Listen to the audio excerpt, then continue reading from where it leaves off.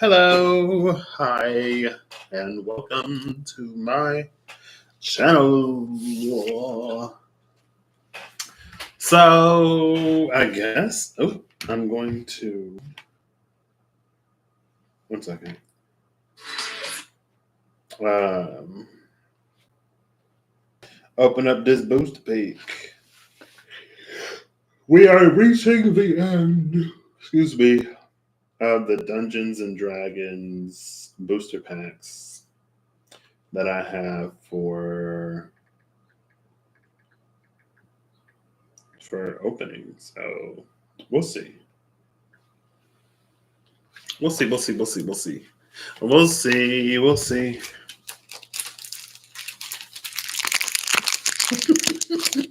A little ASMR moment.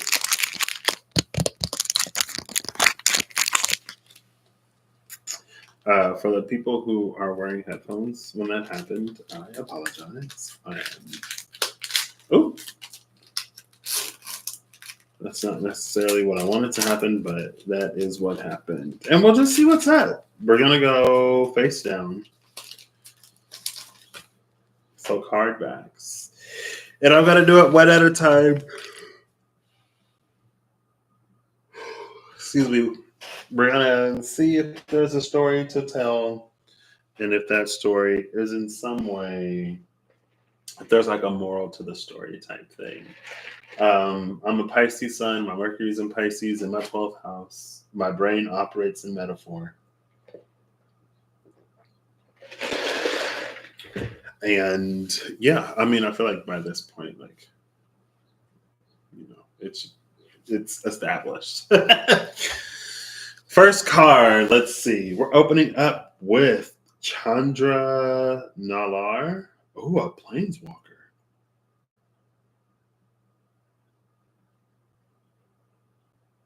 I think this is the first planeswalker that I've gotten, especially in these. Planeswalker Chandra. Chandra Nar deals 1 damage to target player for a plus. I'm not sure how the planeswalkers work. Well, here's Chandra Nar. What's interesting about this is, I think it was the last, no, that was the first Innistrad pack. Y'all remember Light Up the Night?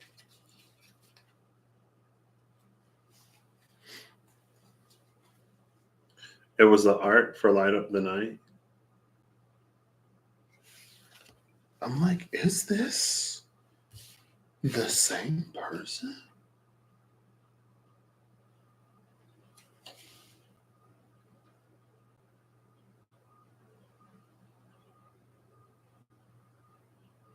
I think they're different, but that's interesting.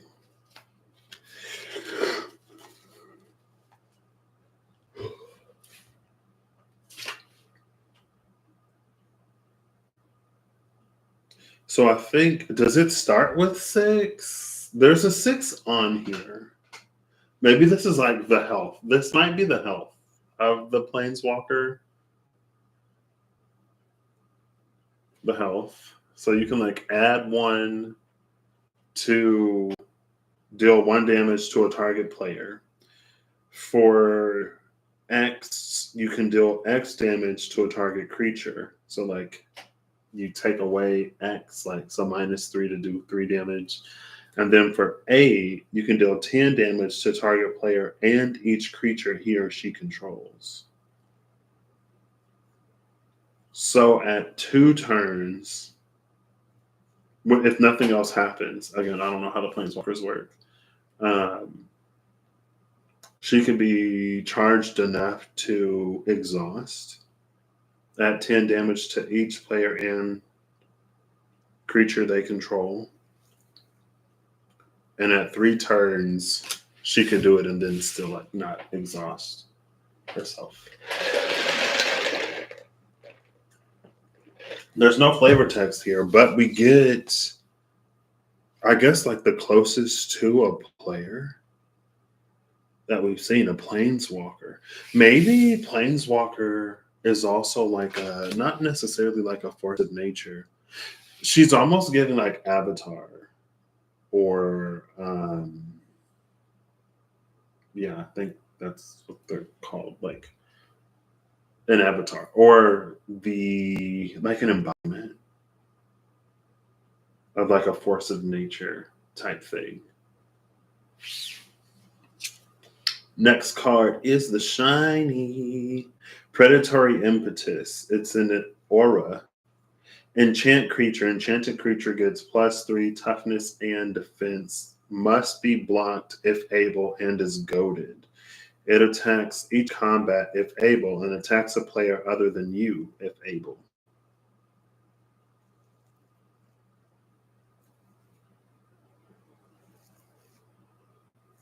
Interesting.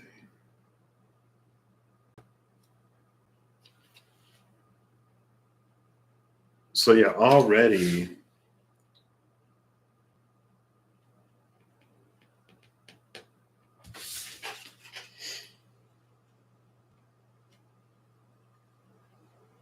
I think Mazy has something to do with auras. Mazy may have been the only card that specifically mentioned auras. I don't know how many auras I've seen in this deck, but it's almost like it's given an energy where it's like the natural world is out of balance, or there's like a forest, and the creatures in the forest are more aggressive than usual for some reason.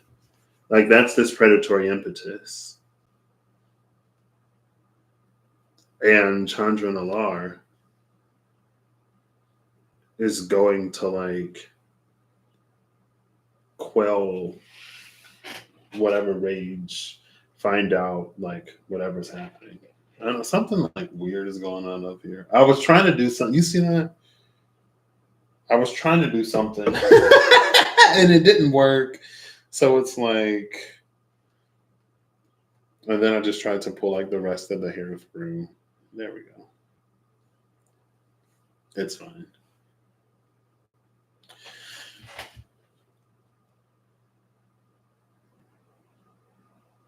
And it's an or because it's an aura,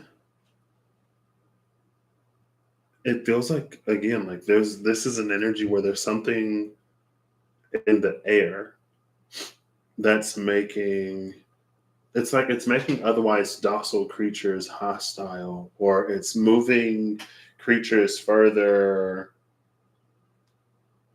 closer to the city than they usually are.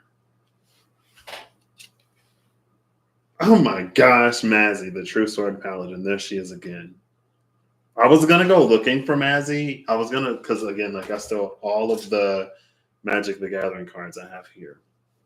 I was gonna go looking for Mazy because she mentioned auras, but I was like, nah, it's fine. And then she literally pops up. Whenever an enchanted creature attacks one of your opponents, it gets +2 toughness and gains trample until end of turn. Whenever an aura you control is put into your graveyard from the battlefield, exile it. Use the end until the end of your next turn. You may cast that card.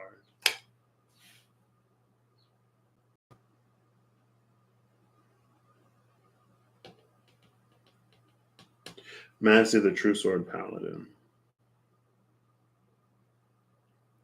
Legendary Halfling Knight.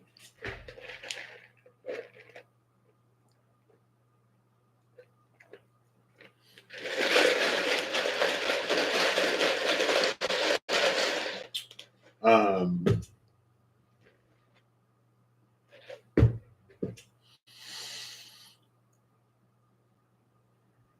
was it not yesterday where I talked about the Spire out of time?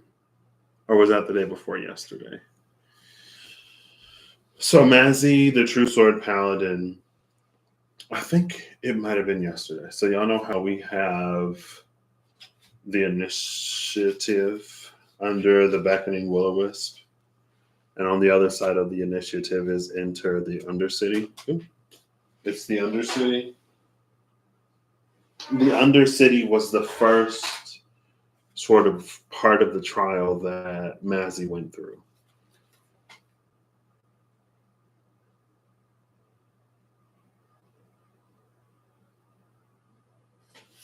And then after she emerged from the Undercity, it was the Underdark, and then it was the Command Tower.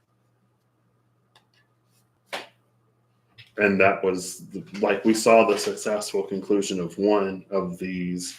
So that was the fire diamond and the taunting kobolds. That was the fire diamond and the taunting kobolds. I'm not going to go looking for the cards. In the fire diamond and the taunting kobolds, it was like wave after wave after wave of kobolds found. Like something keeps coming up, keeps coming up, keeps coming up, but it's the same thing. Now earlier, like as soon as Mazy, I think it was as soon as she had exited the Undercity, there was a hey David, how you doing? There was a card of banishment. It was the Flaming Fist and the Flaming Fist officer that were like fighting those kobolds. So it was this maybe like Mazy goes into a situation with this endless battle between the Flaming Fist officer and the kobolds. Mazy could banish. If Mazy banishes, and it was like if you call it by name, it's banished. So if she banishes the taunting kobolds, then the fire diamond, like it can't produce these monsters anymore because anything by that name is banished. And that was the successful resolution, of the fire trial, because the command tower, while it gives you a mana related to your element, it also it makes you work for it. That was her fire trial. You can see she has 3 elements. Basic or light, because there's like the swamp and I call it dark, I call basic light. That was the fire one, right? Now it's the earth trial. And so it seems that it feels like Mazy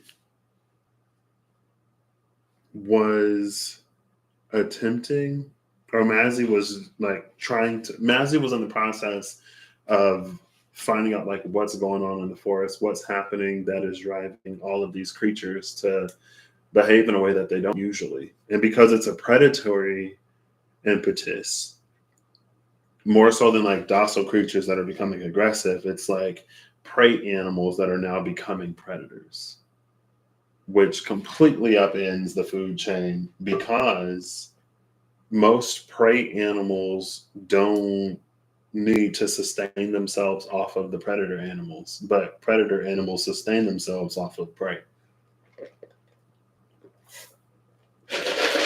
And I guess I mentioned that because it's like the prey animal isn't necessarily going to like eat the predator animal. So it feels like it creates a lot of like rot.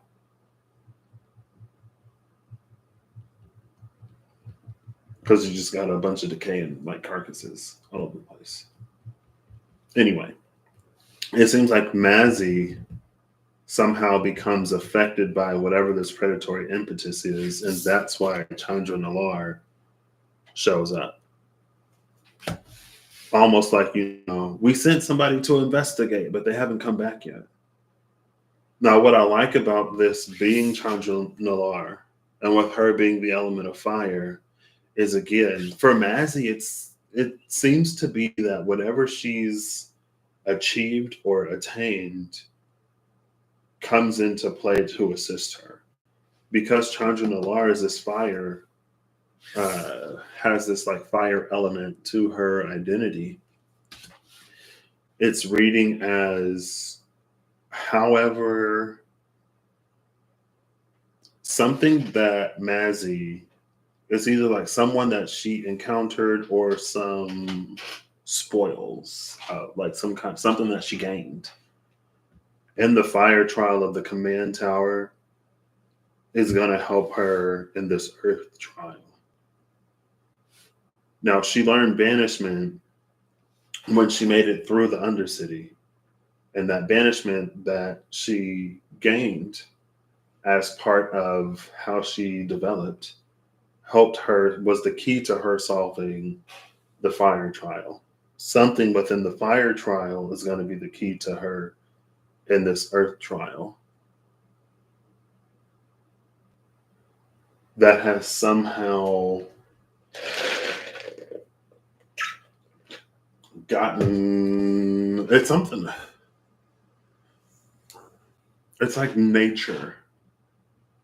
If fire is the soul, or if fire is related to the soul, it's almost like this predatory impetus implants, or it roots very, very, very deep within Mazy's psyche to get her to sort of see things in a certain way, to behave in a way that is not usually her. But it's like the soul is, it's like if you think about the earth and how you have the inner core, outer core, the mantle, and then the crust. So the earth, like the crust, the soul would be like the core. It's rooting through the crust and going down towards the core, but the core is the innermost part. So it's almost like maybe there's something from within that surges outwards. If you look at a sphere, that surges outwards, and it's like it pushes it back up to the surface so that it can be like rooted out more easily. Because it's almost like if the inner core didn't, if the inner core didn't do that, then it's like it would have been rooted too deeply to effectively pull it out. Or it would have been much too difficult to pull out because it's rooted so deep. Right? Like it's easier for the wind to pull a tree or a plant that isn't rooted than it is for the wind to pull a plant that has roots that run core deep. It's more grounded. Next, we have the Bramble Sovereign, which is a Dryad creature. Oh my gosh. We get flavor text. Excuse me. The Bramble Sovereign. Whenever another non-token creature enters the battlefield, you may pay 1 earth mana and an additional. If you do that, that creature's controller creates a token that's a copy of that creature. Life runs wild amid the tangled branches.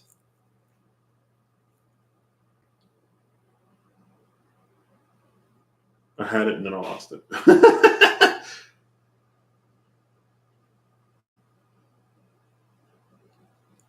So we see copies again. The first time we saw the copy, it was Irenicus's vile duplication. But this time it's this Bramble Sovereign. Wasn't there Bramble Armor last time?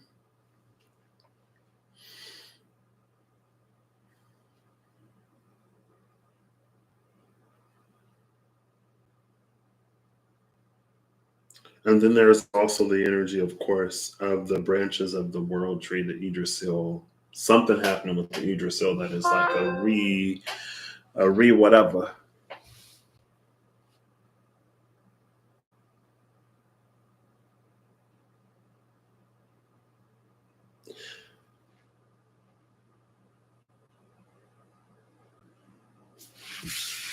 I'm gonna put this next to Mazy. I was gonna go down a level. It feels like there's something happening with the Bramble Sovereign. And that's the reason why the whole forest is out of balance. Like that was the energy that I don't think I mentioned it, but that's the energy that it was giving. Like there's a lord of the forest. And because something is up with the lord of the forest, the fauna for sure within the forest is like weird. It may even be the flora. Like in my mind, there's an anime, or just like it's a thing that happens in general. There'll be a lord of the forest, and either the lord of the forest is like this really, really, really, really, really old tree that has a sentience that, like, we know that trees are like living creatures, but like this tree is special because it's the oldest in the forest. And it's like whenever something is ailing the lord of the forest, then the whole forest suffers, or it's like things that are happening out of season.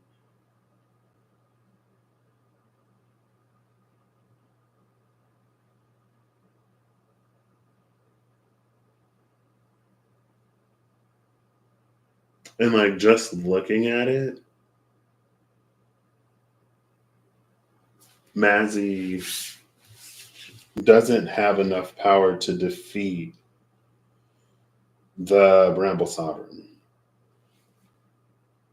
Mazy's got 3 toughness, power and toughness. Mazy's got 3 power, but the Bramble Sovereign has 4 toughness.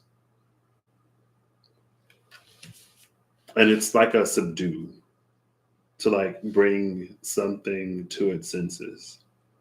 Now, Chandra Nar can sacrifice the 5 or the 4 to immediately handle the situation.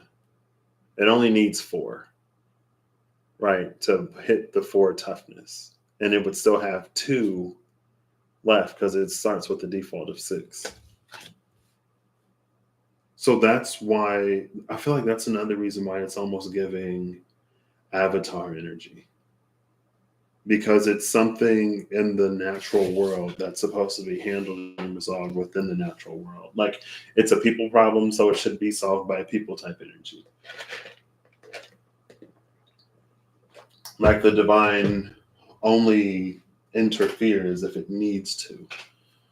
Because otherwise, it would almost be, it seems that free will and choice is maybe a lot more involved than one may necessarily think.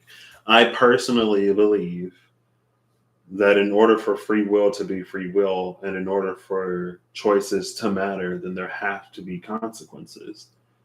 Because if the same thing happens, no matter what you do, you're not really choosing and your will isn't really free. So consequence has to be honored. And when consequence is honored, then when consequence is honored as a upholder or as a pillar of choice and free will, then it sort of limits the amount of interaction that like the divine would be able to like have. So that's why it's like, if it's a down below on earth on the surface problem, it should be handled on the surface. Because otherwise, how would we as people like learn, evolve, and grow?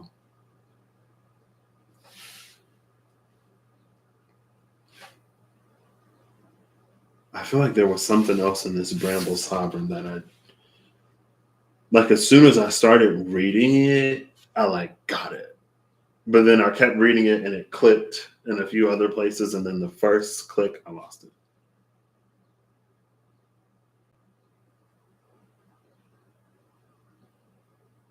I feel like this is also giving doppelganger. The Keeper of Karnak. That's what it is. Okay. I was like, and I think I mentioned it, was it yesterday or the day before yesterday? When I was like, I feel like the energy of the Keeper of Karnak is like what I interpret as, so like whenever something happens, there's like what it means in general or what it means to whoever it means. And then like for me, it takes on its own like life or meaning, and within my contextual, how do we build this out sort of like mind, right? So the Keeper of Karnak to me, in the story that, or in the role that it plays within the Patrick universe, the Keeper of Karnak will use light to pull out, it will use light to exaggerate shadow. And so it almost creates like this shadow copy of us that we have to face or deal with before we can continue into whatever space the Keeper of Karnak is protecting or lording over. And it's this energy. So like, let's say that there's a traveler that enters the forest of the Dryad. The Dryad will pay this cost to create a double of whoever enters that forest, and you have to face your double. Now, a lot of times I see people facing their doubles. They're so, one second.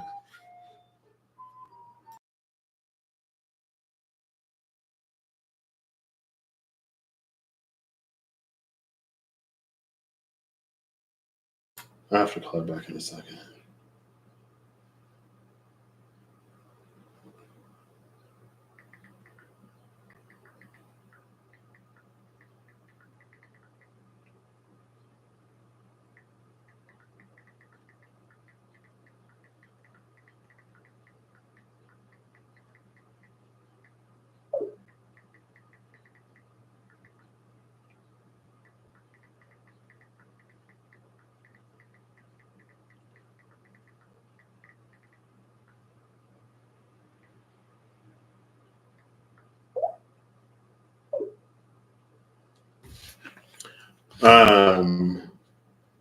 So yeah, it creates a double of whoever enters the forest, and they have to face themselves. They have to best their double before they can continue wherever. Now that feels like the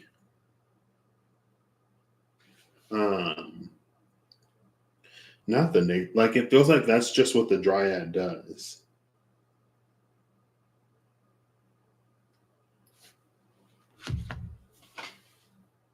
So it's like when the Dryad is unaffected to protect the forest, she will create a double of whoever enters the forest to maintain the integrity of that space. They would have to conquer their own shadow so that it's like so that their energy doesn't disturb the space. This is giving it's very Flusa, Brahm, Ul.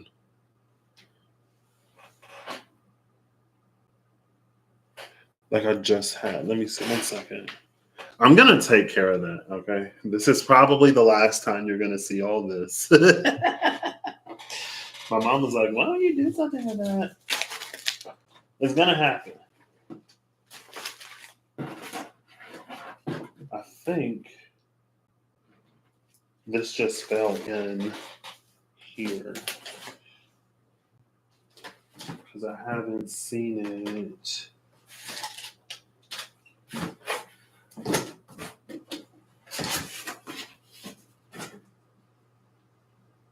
Okay. Which is this is also the Keeper of Karnak energy. 1 second. Oh wait, I have this screen now. I forgot. I'm still here, but I thought my little green notebook was like right on top. Hold up. Am I losing my mind? Am I? No, I'm not. Okay, cool.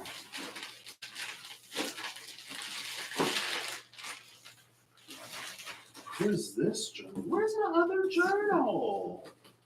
I'm out of the book. It's in that green one. I literally just saw this. I don't know. Maybe it is. Oh, it's right here. Okay, cool.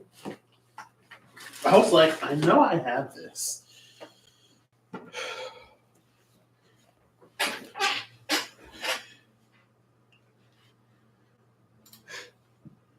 Excuse me. And it should be.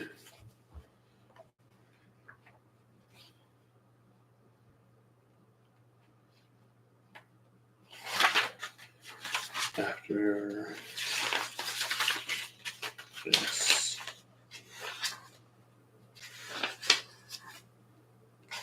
I feel like this is so interesting. I just thought about this. Was that last night? Or this morning? I don't even do this anymore. There have been so many.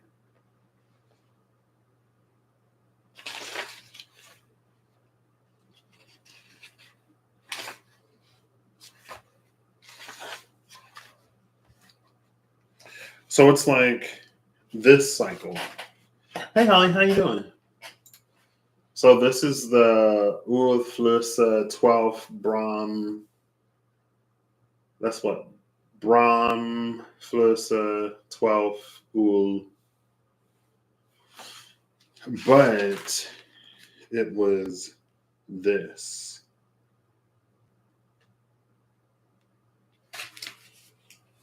Oops. It's that. We're back at the yin yang. What? So basically, 30 minutes. It's been half an hour.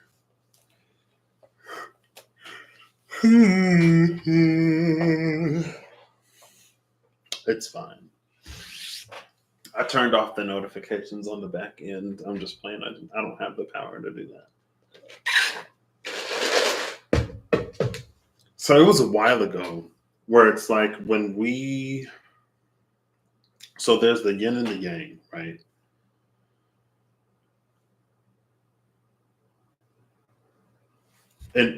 Sometimes in order to enter spaces of light, there can be no darkness. And in order to enter spaces of darkness, there can be no light. So we can do like an internal alchemy where we're all light on the outside, but dark on the inside, so that when we enter a space of light, the integrity of that space is preserved because our light encapsulates our darkness and vice versa. Like if you have to go into the dark if part of your healing journey work is to go into spaces that are dark to like help other people, then sometimes if you carry too much light into those spaces, you can disrupt the balance and you can create like friction or impasses. It's like you can cause people to isolate even further. And so you enter the space in the dark, but you don't lose your light. Your dark encapsulates your light so that your light doesn't disturb the space. And it's almost like that type of energy with the Keeper of Karnak, with this Bramble Sovereign. It's almost like there is an integrity of the space. This just it's playing out two different ways in my mind. And my brain is like my mind is already Mercury is retrograde. My brain is already struggling. Not as much as when Mercury was in Pisces. But anyway. In order to maintain the integrity of those spaces, you cannot carry any darkness into the light and you cannot carry any light into the darkness. Now, when we're dealing with shadow and when we're dealing with the spaces in between, it doesn't matter because there's a spectrum of light and dark. But in those purer spaces, we have to be whatever. And so it's almost like if we were to carry ego into a space, that it's almost like it's so, like in my mind, it's playing out in a way of like if we have any insecurity whenever it's this combination between like insecurity and comfort, right? And so it's almost like, let's say there's this really, really, really wise person whose counsel we're seeking. But if we don't think we're smart enough to hold counsel with this really wise person, it's like the wise person is compassionate enough to meet us where we are. And so if we go in with those insecurities, it's going to compensate by like diluting, but it's almost like it could dilute itself so much that what it would really want to say, it can't say because of how we would feel about hearing it, or because of how it's like it's something that's done out of consideration. But because of that consideration, there's so much that's lost. And so if we were to approach that person as we are, if we are that insecure in this way, it's almost like we wouldn't get the benefit of the meeting. We wouldn't receive what it is that we're seeking from them anyway.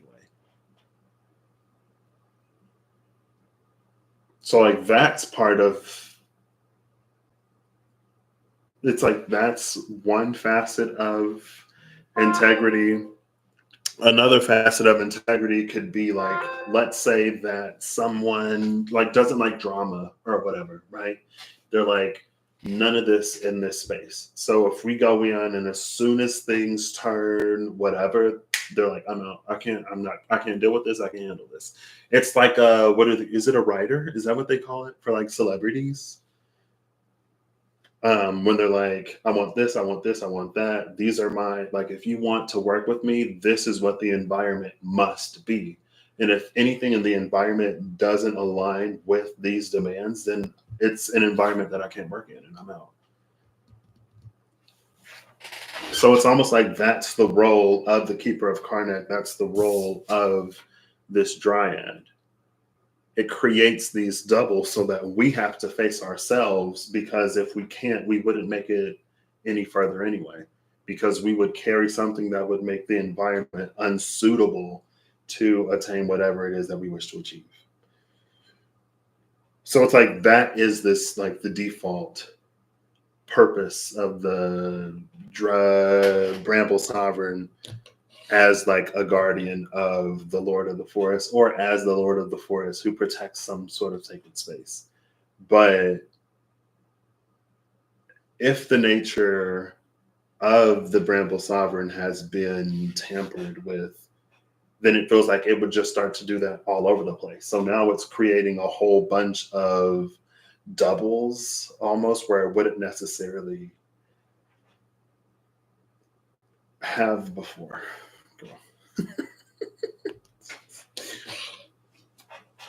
But yeah, I did mention like the Keeper of Karnak. I was like, I don't know why. But also too, that's why, like, what something means to me or how something reads to me isn't necessarily what it is. It's just how it reads to me in the context of whatever, right? Like, to me, this is what this seems like, or this is what the energy that it's giving me. Doesn't mean that it's necessarily like that IRL. Or like, that's what it means to me. It may not necessarily mean the same for you. Different relationships, right? My relationship with my mom is different than her mom's relationship with her, different than any coworkers she may have worked with, her husband, her friends, even amongst her children, our relationships with her are different. You know what I mean? Sorry.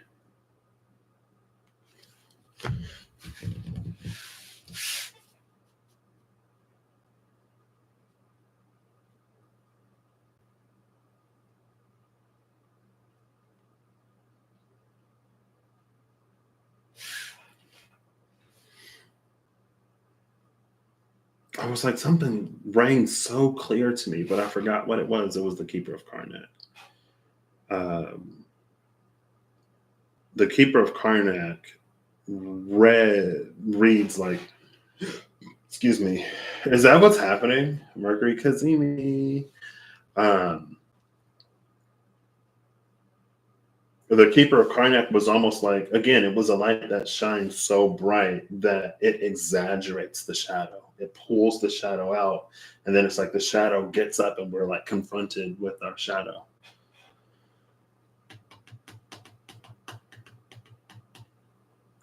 I feel like what's interesting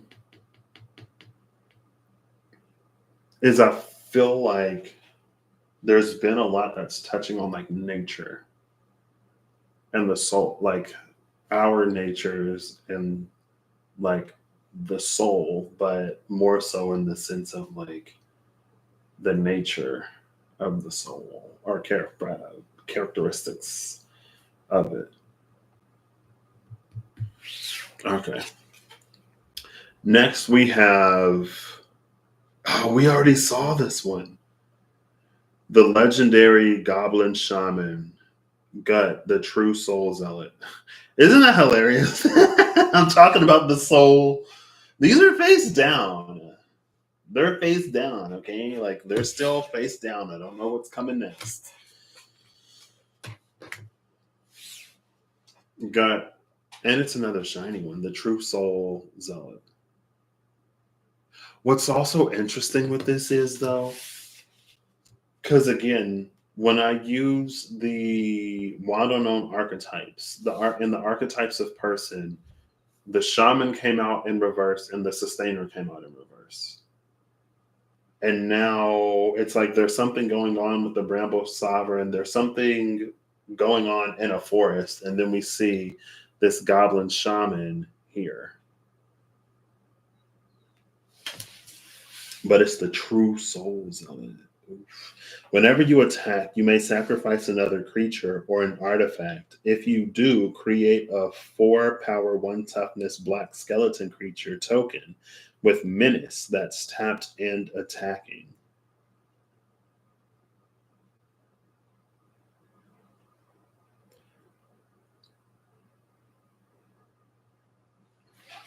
Oof.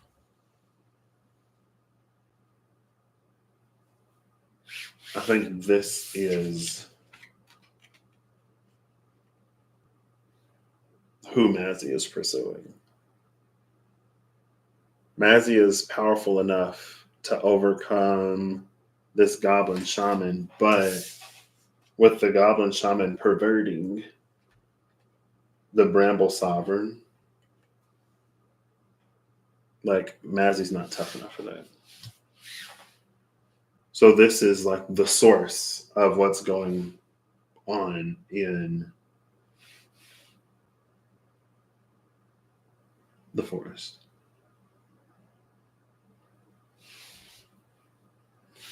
And so it's almost interesting that fire comes to deal with fire.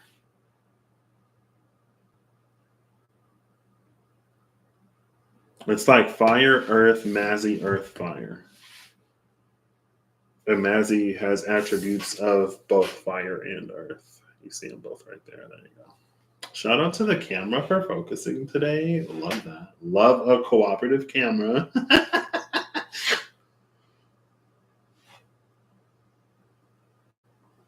See, but this is almost giving me. So the last time we saw the Bramble armor, when it was like werewolves against werewolves, and there was the Bramble armor, and it was that energy where it's like the Bramble armor recognizes conviction.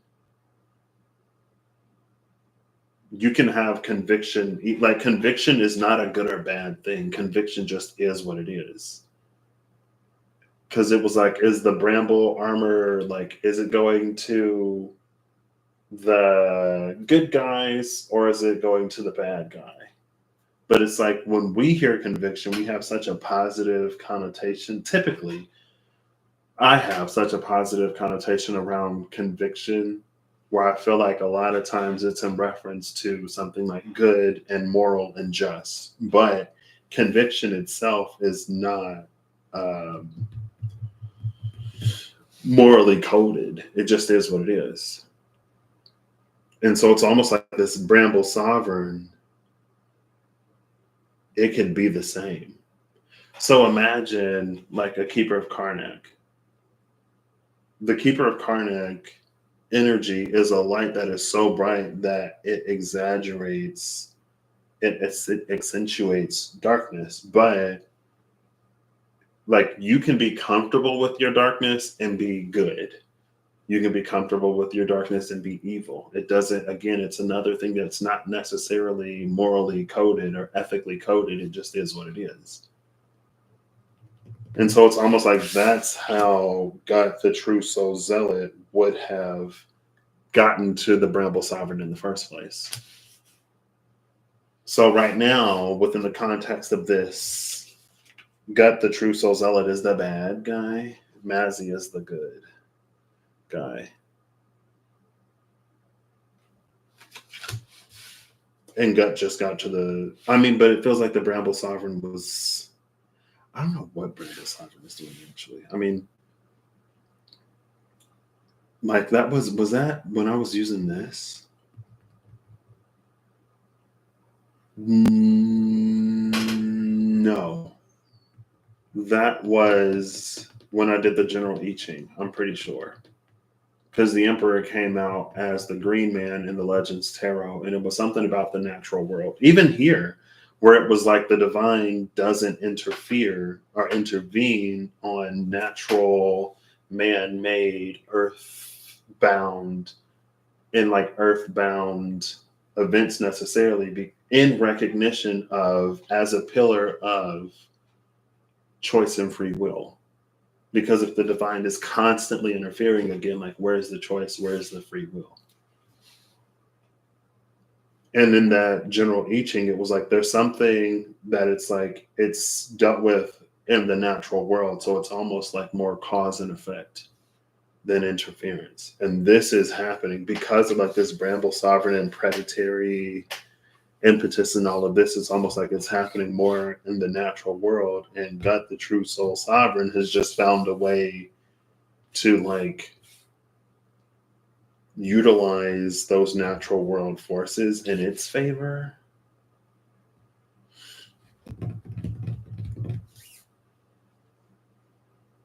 And to create whatever changes have been created. To create the environment almost like as we know it.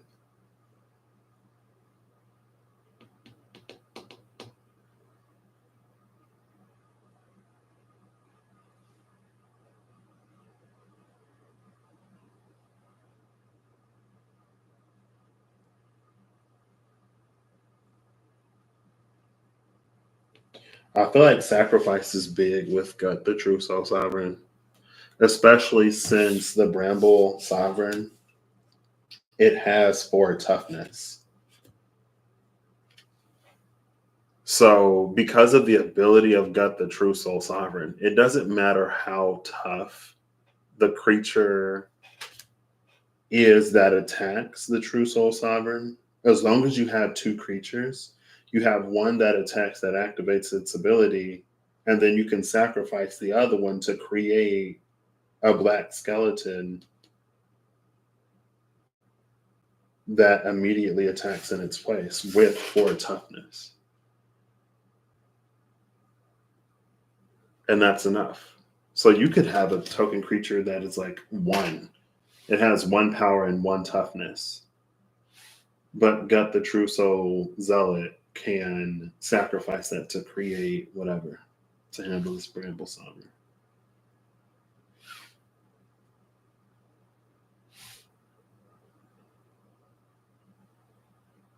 This is also interesting because like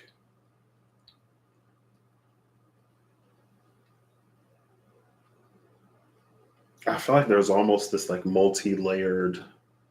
There are things. It's almost like there is the machination of the machination of the natural world, which could be something as simple as like cause and effect. Cause and effect is a thing in the laws of physics. Everything that goes into sustaining the world. Like again, it's almost given that sustainer in reverse, shaman in reverse. But this shaman in reverse, sustainer in reverse is like, at least its reading as different than the one that we saw in the Wild Unknown Archetypes when I did that within the past week. But it's almost like it's playing on the same themes, but like illustrating a whole different. Anyway, it's like there's this very natural world, cause and effect, laws of physics, earthbound, whatever. But then there are also like these other forces or these other arenas that are seemingly separate. And I say that because, again, like here's this natural world thing. There was the good werewolves, bad werewolves, whatever, and then the good humans, bad humans. But then also there was something else.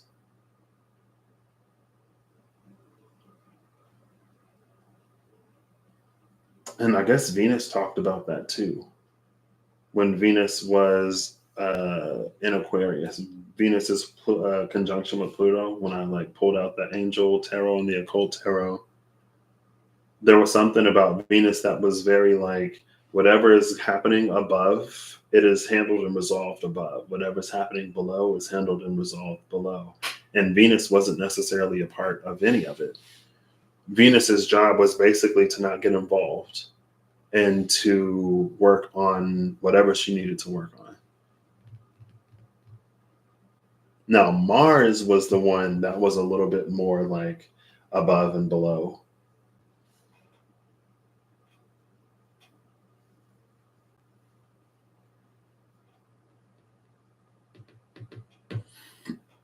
Anyway.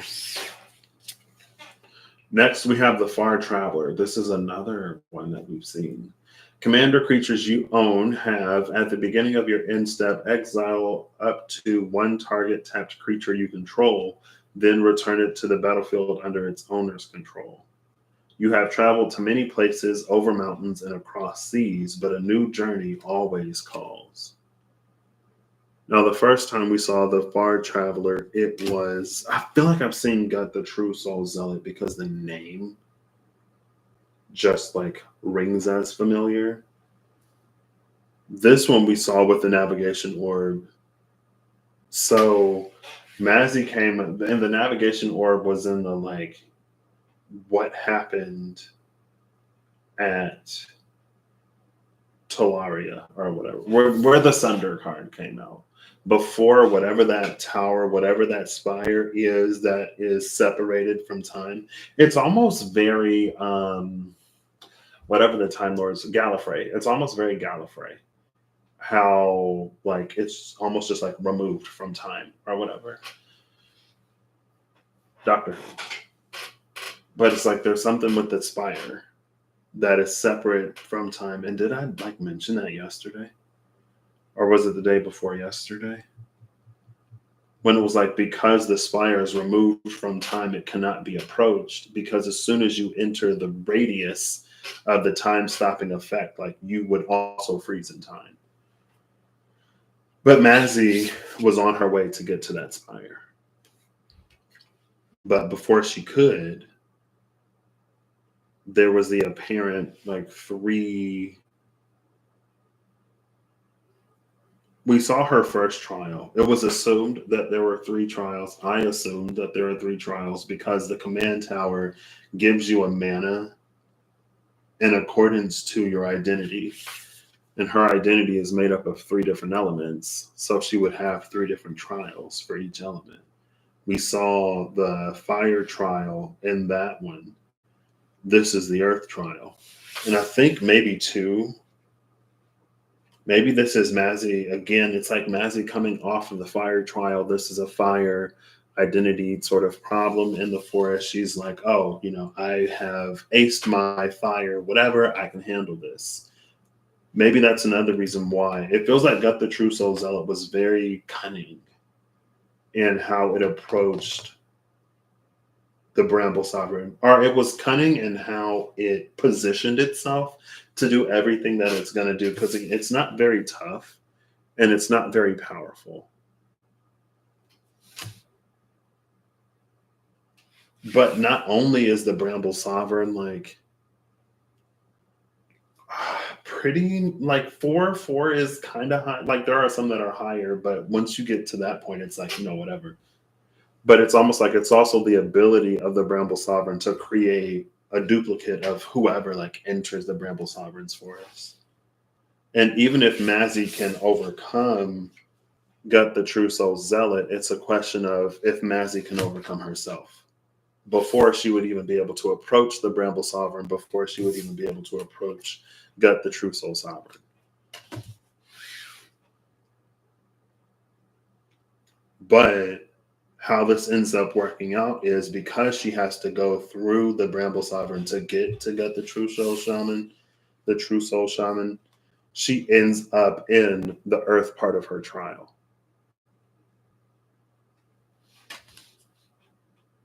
And I feel like, again, I feel like I've been noticing effects and consequences, but not. It seems like it's been very, almost like even more apparent lately how something will happen and then something else will happen. Like within my own life, but even like talking with some of the people that I've talked to recently, it's also been the same of like, I had this dream or I had this whatever come up in a synchronicity. I was talking to somebody about this, and then the same day or the next day or within a certain number of days, something else came up, and it almost tied not necessarily super directly to the thing that came up first, but because the thing that came up first came up, now there's this whole new realm of possibility. It's almost reading as Jupiter conjunct Uranus and Taurus a little bit. Because it's almost like Uranus and Taurus is breaking up the stagnancy, and then Jupiter is like pushing those broken pieces away. It's like Pangea, right? First, the whole world was one supercontinent. Uranus came in, broke up the continent into pieces, and Jupiter, in the Piscean way, before Neptune was a thing, but as Neptune was also an unseen, still there thing, but we couldn't see it with the naked eye thing, the water pushed those continents away, or the waves carried them, or however the tectonic plates shift.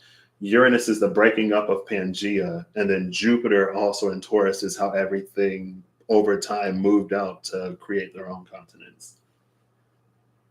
And then I saw something about Jupiter in Gemini yesterday, and my immediate, not necessarily like in it or thinking about it, my immediate thing is like, oh, Jupiter in Gemini seems like it may be kind of tough, just because it feels like Jupiter in Gemini would, like if Jupiter is a planet of expansion and Gemini are the twins, it's almost like there are at least two different things that are both expanding at the same time.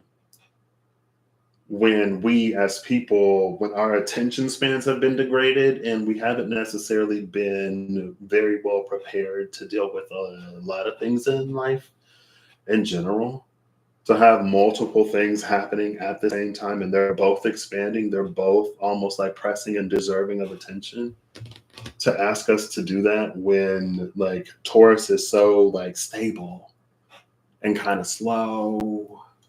That's like, it just seems like a lot. It seems like it could be a lot. Not that it would necessarily be bad, because in all things there is a blessing.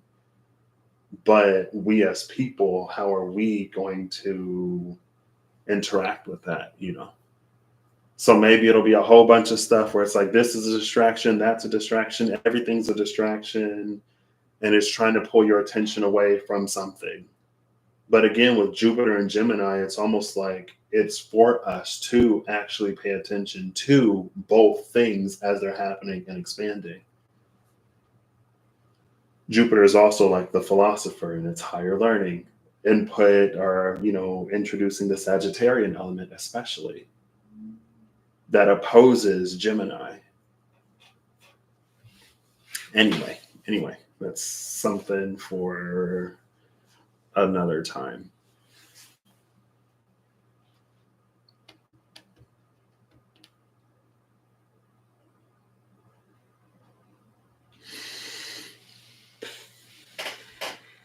Now, the only creature we have on the table right now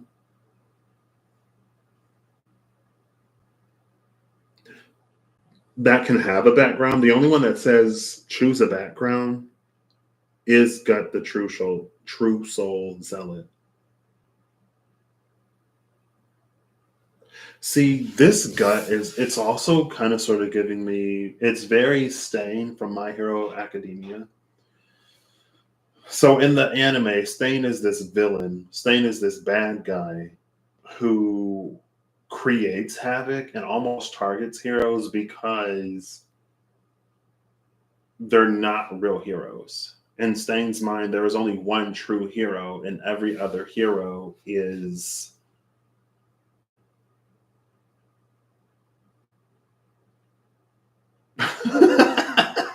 I don't know the words. It's like they're not a real hero.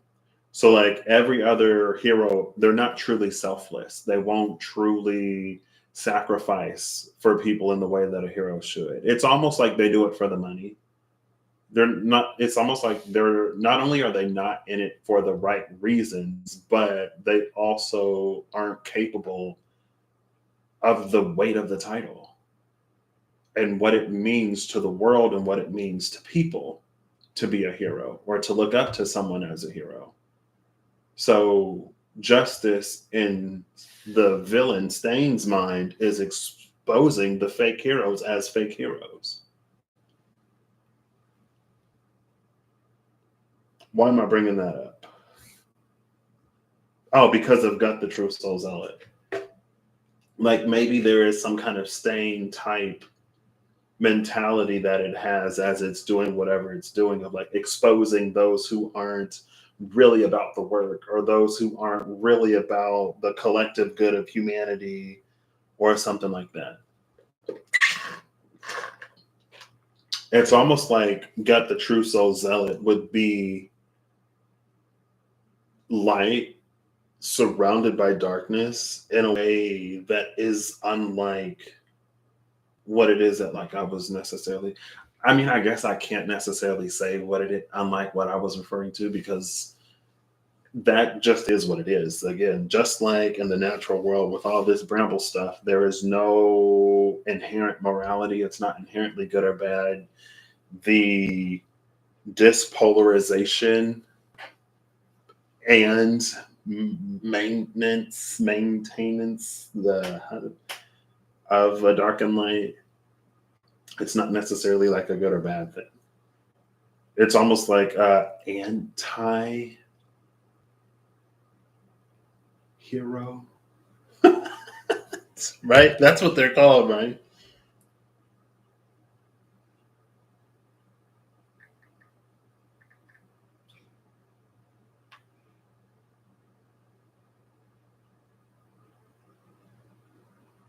Okay.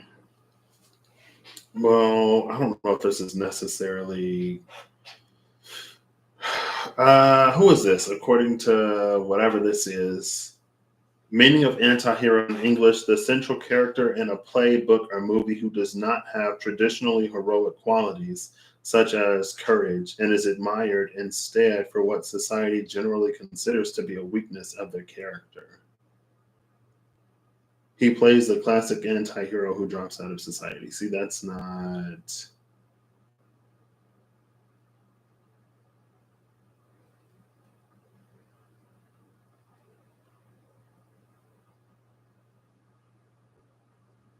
Are often a little. This goes beyond a little villainy.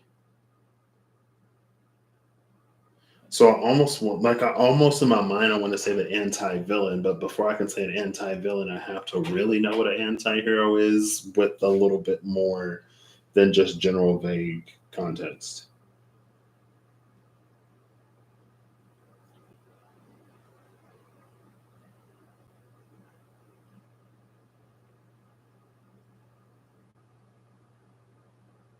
So, like Severus Snape in Harry Potter is an example of an anti-hero. Maybe no. I want to say it's almost like an anti-villain. Anyway, so got the True Soul Zealot. Again, it's the only one that says choose a background. So Gut would be the far traveler. Gut has traveled to many places, over mountains and across seas, but a new journey always calls.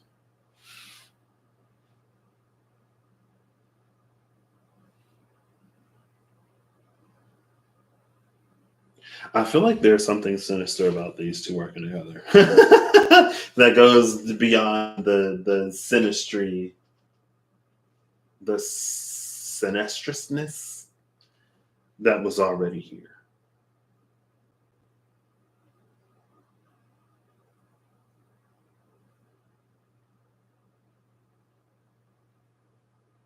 And maybe it's the true soul nature of Gut or of Goot.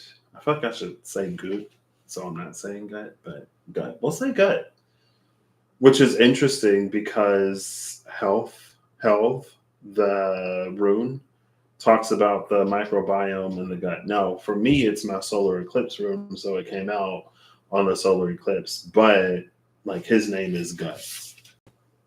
The gut is where the gut bacteria live. But it's almost like the true soul nature of gut makes the duplicate of the Bramble Sovereign almost even worse. Because it feels like, in everything I've seen, whenever someone encounters their double, it's like it only goes as far as they've gone. The double never taps into anything that that person doesn't already like know. But because of the true soul nature of gut, when it interacts with the Bramble Sovereign, now the Bramble Sovereign is capable of creating a duplicate. Like, remember how I was talking about the roots? It's capable of creating duplicates that can possibly anchor into the core because it's the true soul. And so that's why Chandra Nar is here. Because before it was like, oh, well, with Chandra Nar here, then like the soul will push up, and as the core pushes up, it like pushes up those roots. But because of the true soul zealot working in conjunction with the Bramble Sovereign, it can actually root into the soul. It's difficult though because we may not have necessarily gone that far within ourselves. The duplicate roots deeper than our awareness. Usually it's evenly matched.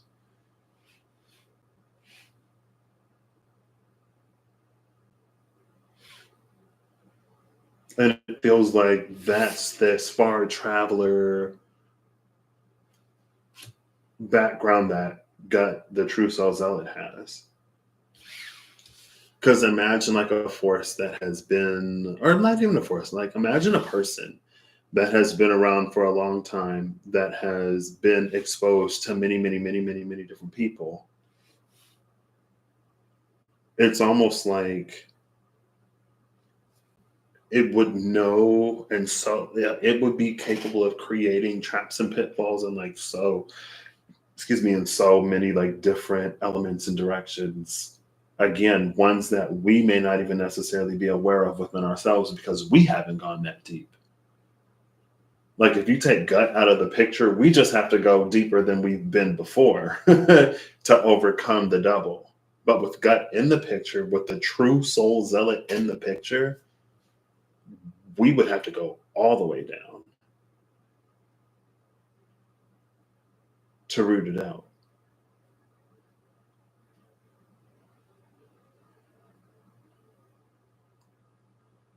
If I were Mazy, I feel like this is almost the type of trial that I would want to do last.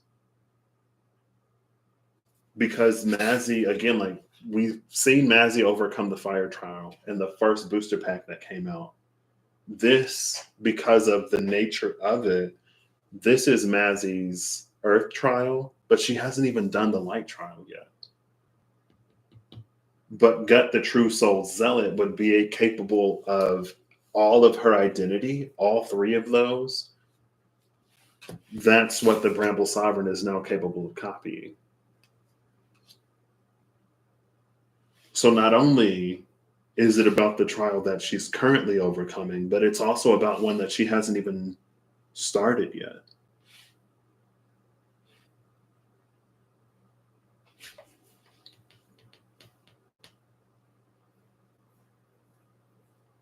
Now, upon successful completion, she almost gets a 2-for-1 because of the environment. It's almost like biting off more you can chew, but now the I Ching, I think that was the general I Ching is coming to my mind in a different way. Because in the general I Ching, it was very like whatever comes to the surface, deal with what comes to the surface. Do not go looking for extra stuff at this time. Do not go looking for extra stuff to try to heal or resolve or whatever, because there are things that are in the works that is going to like, it's almost like there are things that are going to happen that were unaware of. And when those things also happen, if we add even more onto our plate that doesn't have to be on our plate right now, we're going to be overwhelmed.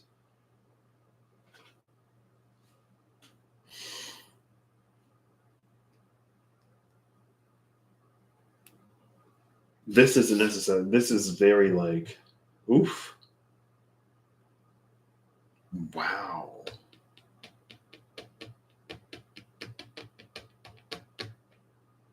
Okay.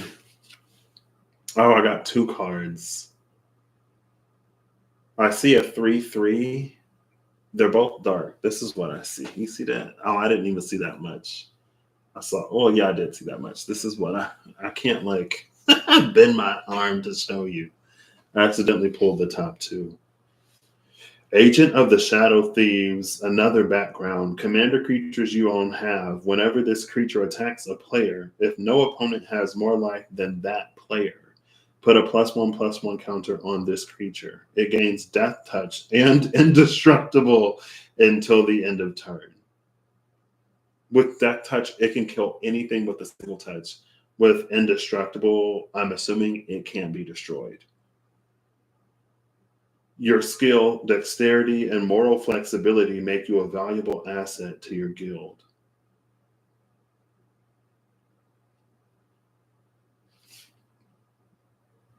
Oh my gosh, look, choose a background.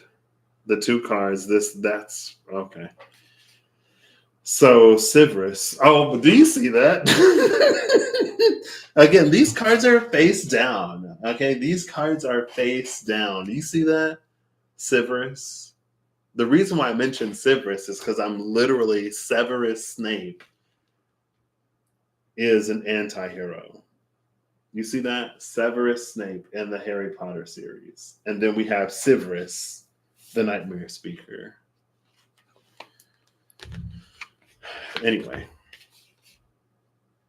And it looks like it's a snake cleric. We have Sivrus, the snake cleric. So it's a legendary snake cleric. It's a cleric warlock. Oh, it's a cleric warlock. Cleric is giving me holy. Warlock is giving me unholy. It has mastered the forces of darkness and light, both angelic and demonic.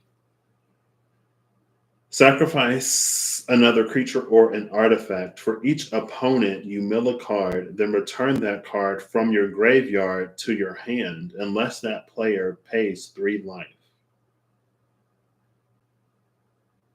To mill a card, put the top card of your library into your graveyard.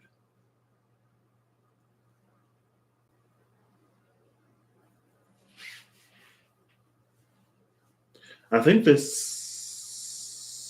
Never mind.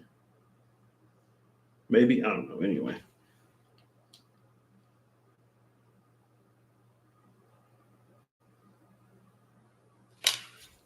With the agent of the Shadow Thieves.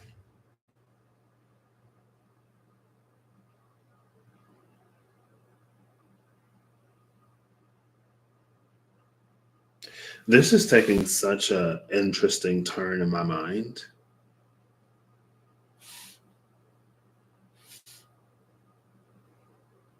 So remember how I was just talking about what it seems like consequence is lately? Like something will happen and then something else will happen. And because this happened first, there's some kind of advantage that we now have over here. I'm looking at Gut the True Soul Zealot and the anti-villain energy that it has, right? And you could even see like 1 more toughness, 1 more power than Gut the True Soul Zealot. I keep covering the numbers. 1 more toughness and power from 2/2 to 3/3.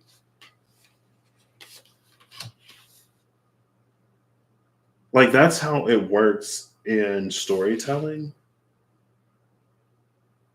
In storytelling, the big bads always get bigger and badder because if they didn't, then the hero would like be able to easily do whatever.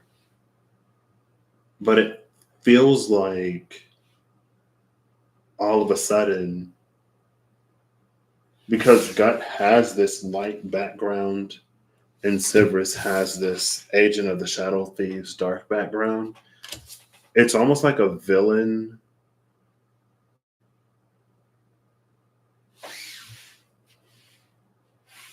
who is preparing the hero for bigger, badder villains. So, like going back to Hero Killer Stain, that's his full sort of moniker, Hero Killer Stain. It's almost like Stain is rooting out the real heroes because of an even bigger threat that's coming.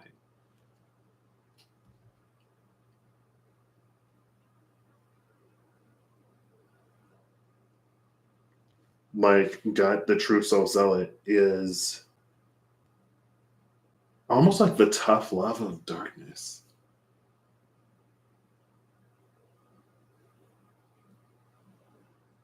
This guy just got like so weird.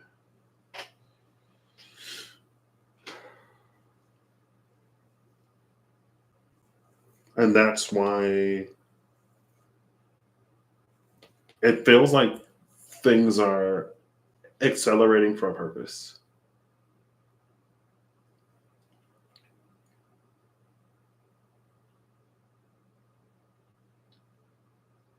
And that's why there was no interference up until a certain point. I feel like my brain does not have the words. I feel like the words are in my brain and they're just like floating, and I can't, like, I see all of them, but I can't grab them to string it together. Um, so, yeah, it's like the first villain. It's almost like if there's a good guy, so there's the good organization there's the good organization and the bad organization. The good organization knows that the bad organization is planning something huge, but the good organization also knows that they don't have a lot of people that can handle whatever is coming. And so the good organization hires ex bad organization people to come in and cause trouble to prepare their heroes to face the oncoming threat. It's almost like that kind of like energy. But that, so it actually plays on the true soul nature of gut, because in facing one's true soul self, now our hero Mazy, it's like she's giving full access to herself because she's encountering it. She encounters it and she has to find a way to overcome it. And the only way she can overcome it is to like embody her like full true soul sovereignty type energy just to have a chance against whatever's coming next. And again, like light is her last. I guess we also went from right to left because our from left to right, sorry. We went from left to right. First was the fire, then was the earth, but the light was incorporated into it because I mean, I guess this is very dichotomous, good, bad, light, dark, because the dark is immediately coming. She doesn't have time to go through a separate light trial. She's got to get both of them in one because it is literally right here. But because of that, what she was expecting to be still a challenge, still a trial, but more manageable, it gets where it's more than she can bear. And it's one of those you just got to tough it out types of things because, like, the world needs a hero for what's coming, and you're that hero. So it is what it is.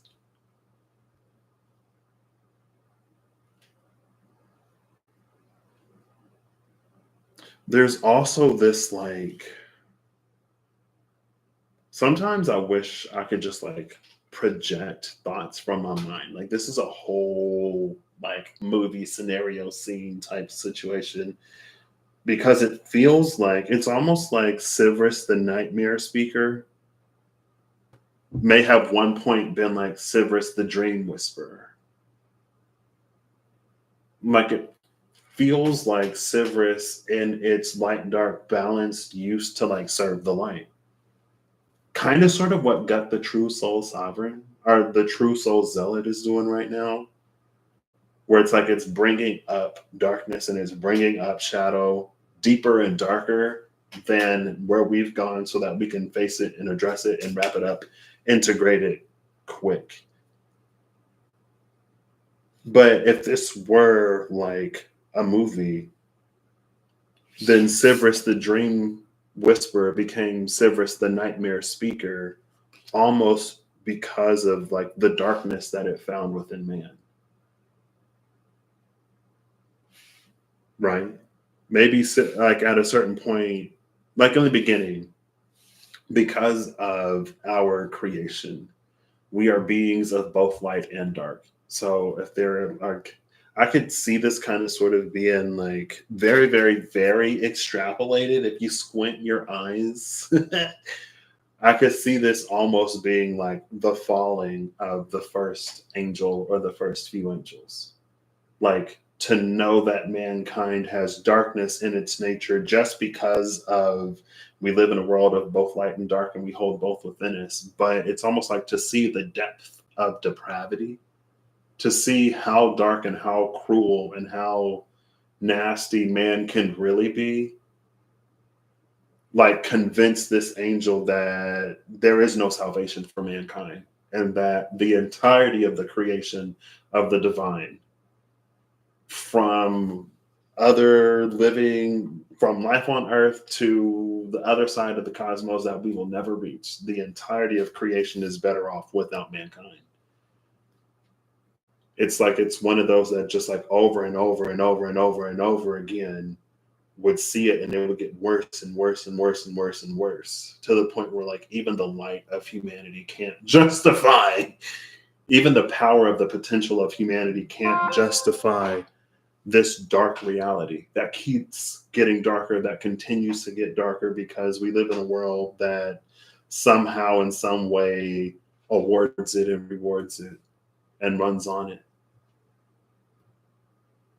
And that's the villain origin story of Sivris the Nightmare Speaker.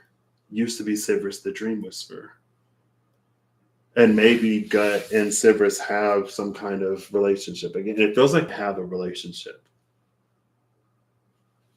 It feels like the true soul and the world of dream are not that far apart. There's not much distance because the true soul speaks in dream. It approaches us in dream. It can find us in dream.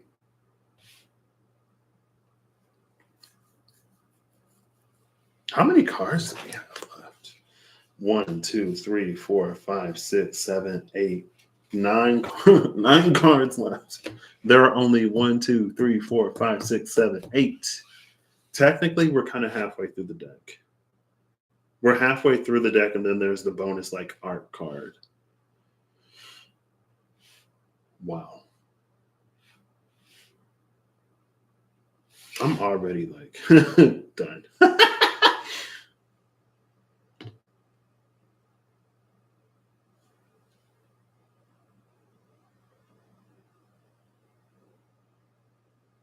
It gains death touch and indestructible.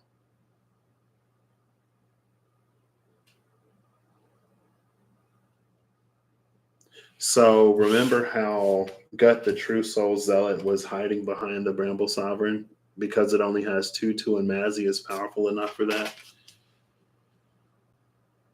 Well, Sivris only has 3/3, but it immediately came out with its background. It has 3/3, but its background gives it a +1/+1. Now, usually when things are evenly matched, I think, because again, I'm not super well versed in Magic the Gathering cards. Well, why did you buy so many, Patrick? Mind your business. Because I wanted them, okay? Usually when things are evenly matched like that, like if this goes a 4-4 against a 4-4, there's a mutual destruction that will happen. But because of its background as an agent of the Shadow Thieves, Severus the Nightmare Speaker would be indestructible. Not only would Severus the Nightmare Speaker be indestructible, but it has death touch. So it doesn't matter how powerful its foe is.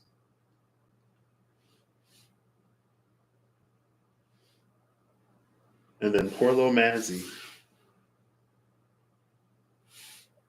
See, but maybe that's the nature of things too, right? Like you look at Aspire, that is out of time, that is separate from time. And you go, ooh, like so cool, right? But it's like, well, why would it be out of time? Like with Talaria, we saw like there was this good versus evil battle that happened. And the only thing that could be done to stop the spread of evil was to put that whole thing out of time. And then you have your unsuspecting, like, oh, like I've heard of the Untold Riches. Like this is also like the lizard guy and the ancient evil that slept in whatever when they were just going looking for treasure. Like this is the horror movie where you're just like, ooh, like that's cool and mysterious. I wonder what's going on. And you unleash some whatever, type energy. But this is an energy that's already coming.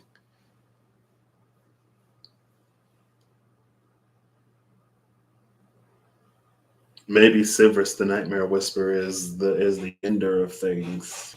It's like the final touch.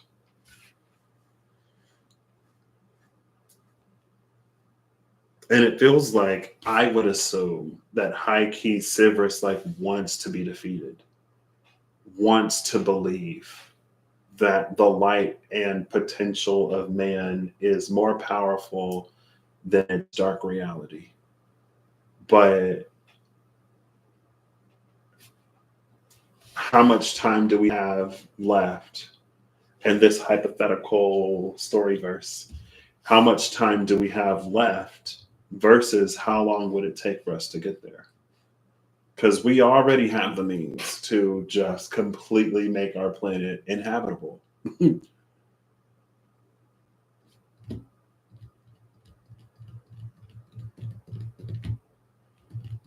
And how long would it take us to get to the point where we would never, ever even consider that being an option? Or, like, oof.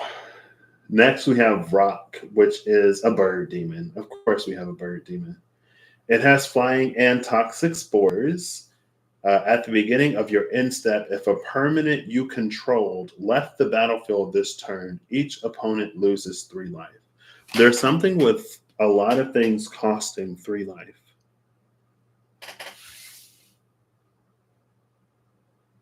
See, but what's the flavor text? Don't try to bribe them. They'll take your gold and your liver. Volo's field notes. Don't try to bribe them. What would be our first thing as like, oh, don't hurt me. I'll do anything. You want money? I'll give you money. You want whatever? I'll give you whatever. It said it'll take your money and still take your life. What's interesting to me, though, is this is the snake and the bird, but they're on the same side. The bird usually eats the snake, and it's Horus overcoming Apep order, winning out over chaos. It's also interesting because like Isis has been coming out in the SKT, and the Chariot of Osiris has been coming out, and we know Isis and Osiris, like chaos takes Osiris, Isis resurrects Osiris, they give birth to Horus, and Horus overcomes that chaos. In my very as far as I know of the storyline, that is I could be wrong, but in my mind, and I'm the person that's doing this, so that's how it's coming to me. That's how it plays out. And I feel like the bird is supposed to be the bringer of order, but it works with chaos. But it makes sense because it plays on the like once good nature of Severus or of Severus. It's almost like, so we have Severus, the dream whisperer, right? When Severus, the dream whisperer, was aware of the dark and light nature of man, but worked for the betterment of mankind in whatever way, metaphorically, this is, they were partners. The bird that brings order, and Severus, the one that helps man get themselves in order. And so it's almost like Severus was so established and Severus had so much pull. It was like if Severus turned, then everybody would turn, or everything would turn. Because like that's the kind of reputation Severus had. It's almost like Severus was viewed as so just that if Severus were to speak against someone or something, it's because they truly did not desire for anything better. They're like a bad seed. It feels like it would have been rare, but it's like, you know, like if there's someone that you completely trust and you completely trust their judgment, and then they're like, oh, I don't know about that. Because you trust their judgment and because they're so well respected, you're going to go like, oh, like, excuse me, do you know something that I don't know? Did something happen? Is something going on? Like, you know, your judgment is impeccable. And if you don't know, then I'm going to steer clear. It's almost like that type of energy. And so it's like everything got corrupted and twisted except for Gut, the true soul zealot. Bro. Next, we have Saravak. We have Saravak Deathbringer, which is a legendary human knight. At the beginning of each player's end step, if no permanents left the battlefield this turn, that player loses X life, where X is Saravak's power. Girl. So at the beginning of your end step, if a permanent you control left the battlefield, everybody loses 3 life. If no permanent leaves the battlefield, everybody loses 3 life. So whether you take the creatures of Severus off the battlefield or not, you're going to pay 3 life. You pay 3 life if they leave. You pay 3 life if they don't leave. And then if you don't want Severus to mill cards, you pay 3 life. This is a 369 life because 3 plus 3 plus 3 that you have to pay. Like this is such a no win. If you lose, like if. So yeah, I guess I understand. Again, like when this started to like piece together, where like maybe Gut is actually like the anti-villain. It's playing the role of the villain, but it has heroic qualities. It's that like hero killer stain. It roots out the fake heroes because the world is going to need real heroes. And the people in the world are going to need to know who the real heroes are, because we already had a Severus Dream Whisperer that turned into Severus the Nightmare Speaker. And they would be the first ones to buy into Severus. Like this whole row is like dark, dark, dark, dark, dark.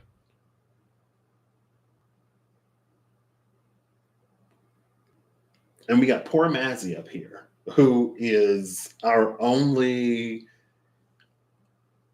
It's almost like she's the only like character here. Again, something about Chandra Nar felt very like an avatar of the. If the divine had to descend and intervene. Okay. My brain is like interrogate, investigate. I'm like, no, interrogate, investigate, no, intervene. If the divine had to descend and intervene, that would be the body that the divine like comes down in. It would be Chandra Nar. Girl. We're just going to keep going at this point. Next, we have the Black Dragon Gate. So, true to form, we are still, so the top row is the 6 cards of Chandra Nar, Predatory Impetus, Mazy the True Sword Paladin, Bramble Sovereign, Gut the True Soul Zealot, and the Far Traveler. After I got the Far Traveler background, I was gonna start a new row after the Bramble Sovereign because I thought that was the end of the story, and then everything else would be how like that plays out. But then got the True Soul Zealot came out, and I was like, oh, this is obviously what's going wrong in the forest. So he goes up there, and then the background of Far Traveler came out, so that ended that line. And when the background came out, I was like, okay, we can move down now. As soon as I moved down, girl, that's when both of these came out. I accidentally picked both of them up at the same time.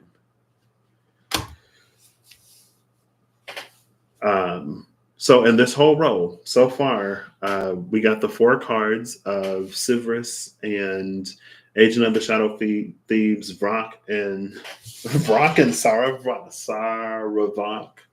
Look at that.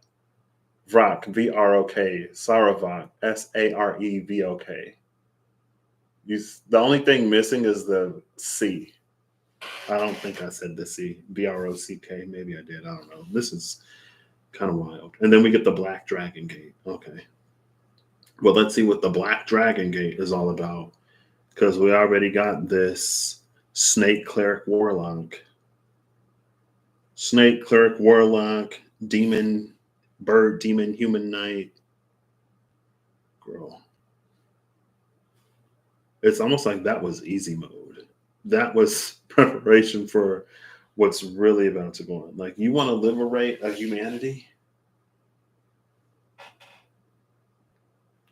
Girl. Is it too Black Dragon Gate enters the battlefield tapped. As Black Dragon Gate enters the battlefield, choose a color other than black. You can add a black mana or 1 mana of the chosen color. An imposing visage that looms over all who would rise above their station. Oh, gosh. So the Black Dragon Gate is basically coming out to discourage people from ascending or whatever. It's just the threat of it or whatever. It's just that intimidating.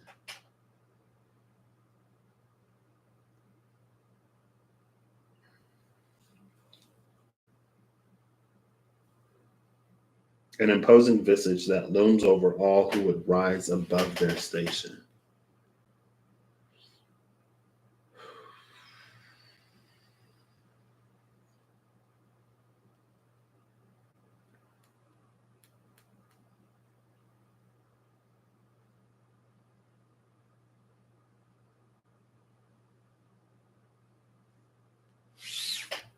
Cool.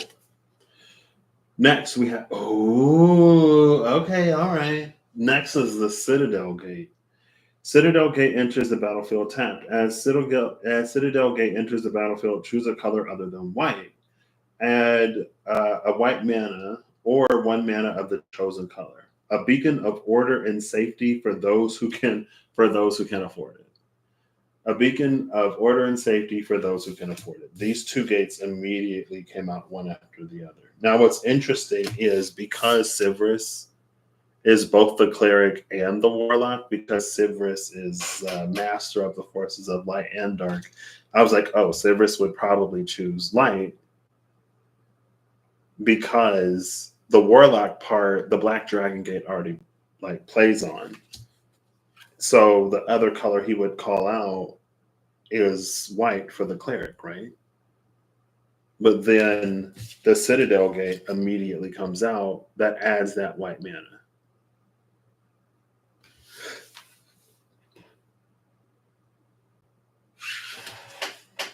Would the Citadel Gate call out? Okay. Cool. Because this is like white mana. Again, we are deep in the dichotomy today. We are deep in the moral binary in this booster pack. Deep in the moral binary. The Citadel Gate is giving me the home of the good guys. And then the Black Dragon Gate is giving me the home of the bad guys, right? So it's almost like the Citadel would be who got the true soul zealot is working for to make sure that Mazy is prepared for when Sivris arrives. Also, we have the true sword paladin and the true soul zealot. Even though she's got that bow and arrow on her back, where's the sword, Mazy?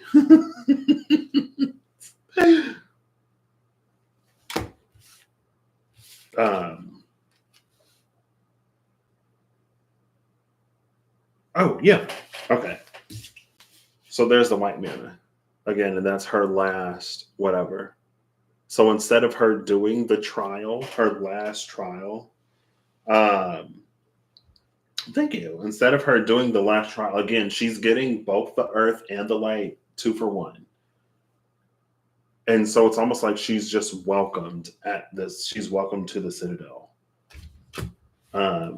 Because she's already done whatever she needs. Got the true soul zealot is making sure that she gets both here. And again, it's almost like it's crunch time. So does this Citadel gate open up another row? Are we doing a new row? We go 6, 5, 4. Is that what we're doing? I'm gonna do it. I'm gonna do it. Now we're back to the Citadel gate. Assuming this is not Sivris that has both the light and the dark in the palm of his hand as the cleric warlock. Because again, it feels like Vrock used to be the Rock, ROC. It's a ROC, a giant bird type thing, but now it's Vrock because it's vile and it kills. That's the V for vile, the K for killer. Sorry. I'm sorry. I'm sorry. I'm not sorry, but I am sorry. But I'm not, but I am. I'm sorry, I am. I'm going to try to stay in it. Like there were, again, it's like it's so easy to read it in that way. There are those who fell, who established the Black Dragon Gate, and then there are those who remain in the Citadel Gate.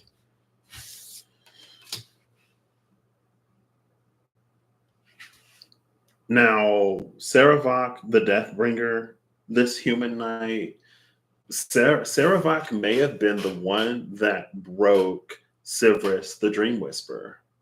Saravak, Deathbringer, may be the one that made Sivris go, you know what? The potential isn't worth it because the damage is too extensive. And now they're like working together.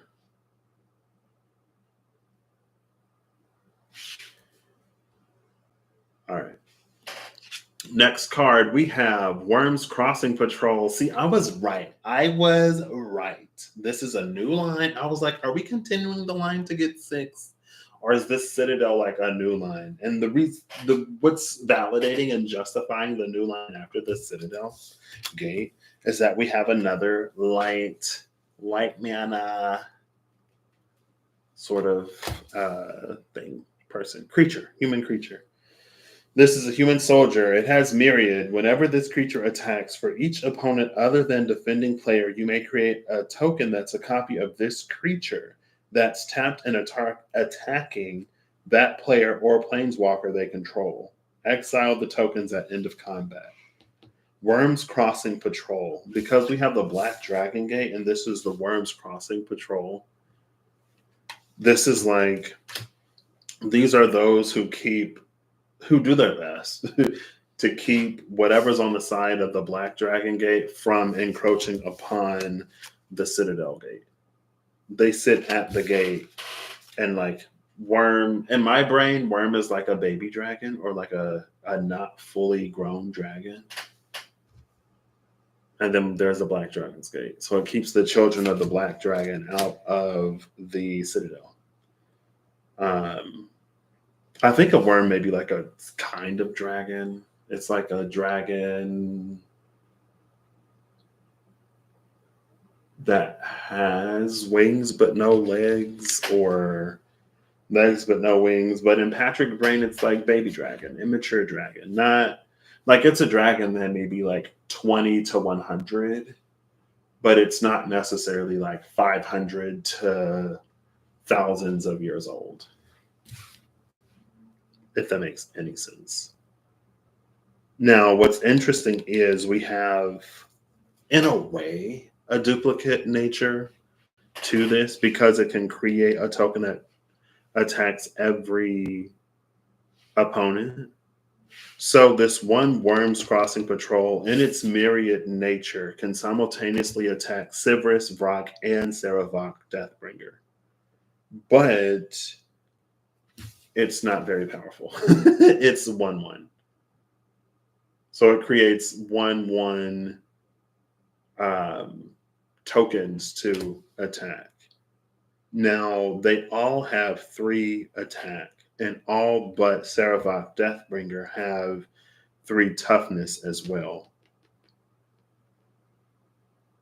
So if we can add 2, if we can get a +2/+2 onto the Worms Crossing Patrol, it can handle all of these simultaneously, besides Saravok. If we can get a +3, it can handle all of them.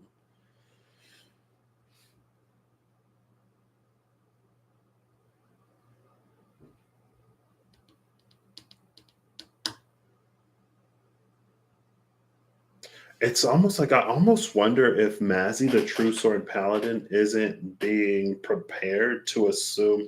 I mean, there are still 3 more cards on the table, 4 including the art card. But it's almost like Mazy, the True Sword Paladin, is being prepped to become like a leader in this patrol. Can we see them? You see the little people under the gate, in the gate?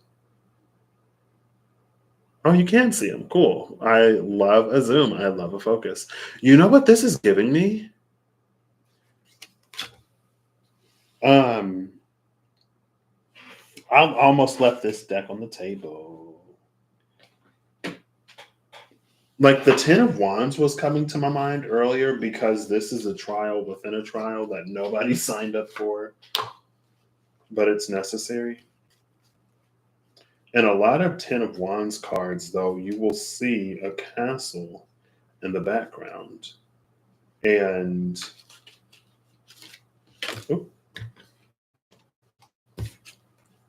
you'll see the castle in the background of a lot of the 10 of Wands cards. For some reason, what you see on the other side of that Citadel gate is giving me a very similar energy.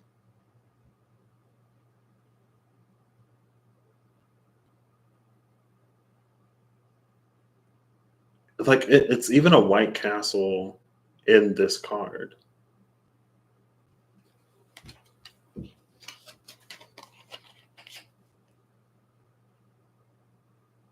But the Worms Crossing Patrol, oh, you see it here too. You see, but like this is inside or whatever. So yeah, the Worms Crossing Patrol, like I was like, oh, I think that's those people. And you can kind of sort of see them like under the gate. Cool. See, but this is what I was talking about. How it feels like there's this like battle. There are multiple battles being waged across multiple battlefields. Like the one last time felt very like on Earth, right? This one is giving me like above and below, not necessarily like what's happening in the natural world, but it also is, but it isn't. I've been over this. I'm just like, it's fine. We're not going to stop here. Next, we have Decanter of Endless Water. You have no maximum hand size. Add 1 mana of any color. So there's no limit to the number of cards that you can carry, and you can add any color mana you want.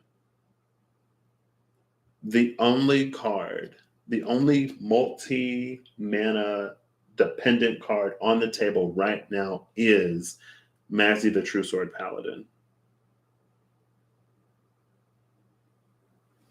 She's the only one that has multiple elements in her identity. Decanter of Endless Water, it's an artifact. She's giving Pisces and Aquarius. She's giving Aquarius because the water bearer, but it looks like a fish. So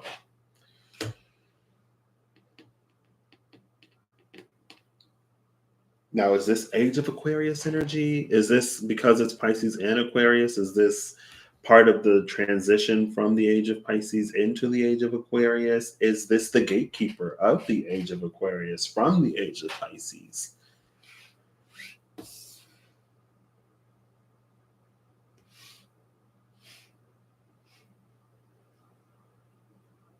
You have no maximum hand size. Now, who sacrifices artifacts? Sivris can sacrifice an artifact. Gut can sacrifice an artifact. And I think it's only those two. They're the only ones that talk about sacrifice. Whenever you attack, you may sacrifice another creature or an artifact. Sacrifice another creature or an artifact.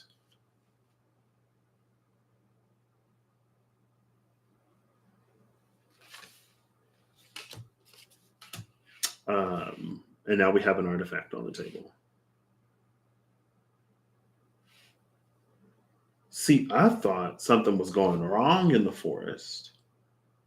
I don't think it is. I think the forest also knows. I think Gut, the true soul zealot, goes to the forest and is like, Sivris is on the move, girl. And maybe the Bramble Sovereign is like, Sivris Dream Whisperer? What do you mean? Like, on what kind of move? Like, on vacation? And Gut, the true soul zealot's like, Sivris, formerly the Dream Whisperer, is now Sivris, the Nightmare Speaker. And the type of move that Sivris is making is no vacation for anyone. And then the Bramble Sovereign is like, okay. Like, I guess up until a certain point, especially in the beginning, I assumed that the Bramble Sovereign was under some kind of control because it was just reading as that energy of like, with predatory impetus literally coming out, it was like, oh, the animals are behaving in a way that they don't usually. Like, something's going on in the forest. Something is wrong. Something has corrupted the forest. But this is the natural world. Like, Mazy, girl, you got to get it together because Sivris is on the move. Like, this is a collaborative effort.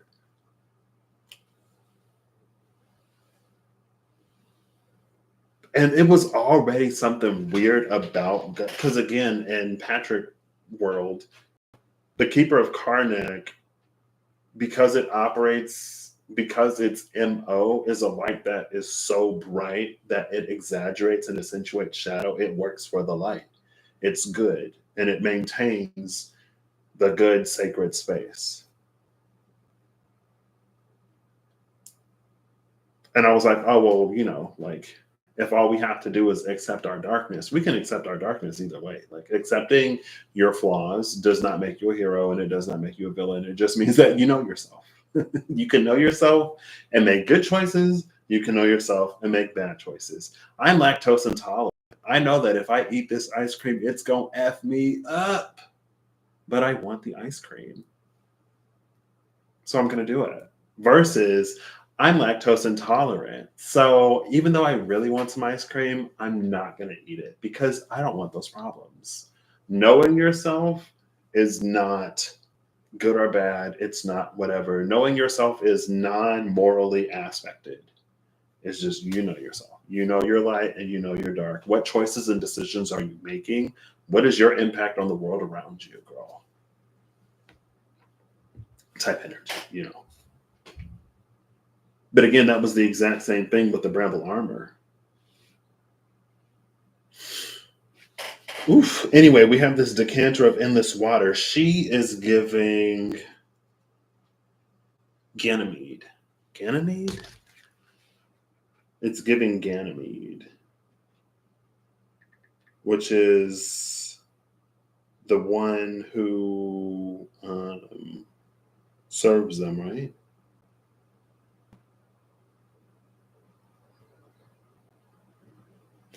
A divine hero whose homeland was Troy, the most beautiful of mortals, and tells the story of how he was abducted by the gods to serve as Zeus's cupbearer in Olympus, giving Ganymede. But the part of Ganymede where, like, Ganymede was essentially ascended to godhood. I mean, it was ascended to godhood just to, like, serve ambrosia to the gods. That part doesn't, it's like the human ascending to godhood, but it's also giving cupbearer, cupbearer, cupbearer, Ganymede, cups. The decanter of endless water, cupbearer, girl, I had it and I lost it. I don't know. I lost it. It was somebody else. It's like cupbearer is the connection point. And I had it, but I had to finish talking about Ganymede, or I had to make sure Ganymede was who I thought Ganymede was. And then as I was explaining it, I lost it. And then when I said cupbearer, it almost came back, but it's gone. It's like I feel like I can see a chalice or a goblet or a holy grail in my mind, but that's it. I don't know. Decanter of endless water is the only artifact so far on the table, and then we have Vicania or Viconia, the Drow apostate, legendary elf cleric. Okay. At the beginning of your upkeep, if there are 4 or more creature cards in your graveyard, return a creature card at random from your graveyard to your hand. So this legendary elf cleric is just randomly raising creatures from the dead, but only if you have 4 or more creatures. So because you have to have 4 or more creatures, also, like, peep this. Like, they both have whatever this art style is. Back to back. She's dark. Ooh, we got plenty of the dark Drow apostate.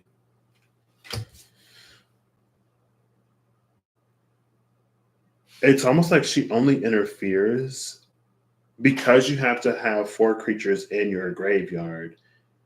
Viconia, her ability only comes into the picture after a certain amount of damage is done. Because you got to get 4 creatures sent to the graveyard. To get 4 creatures sent to the graveyard, if it happens all at once,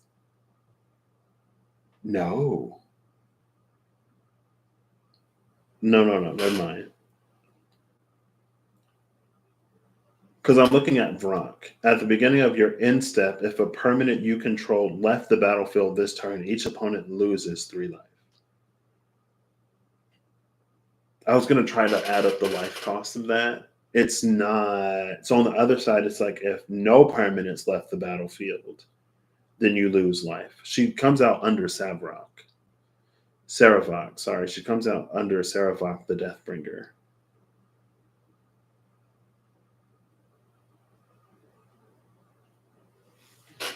I don't know where she sits.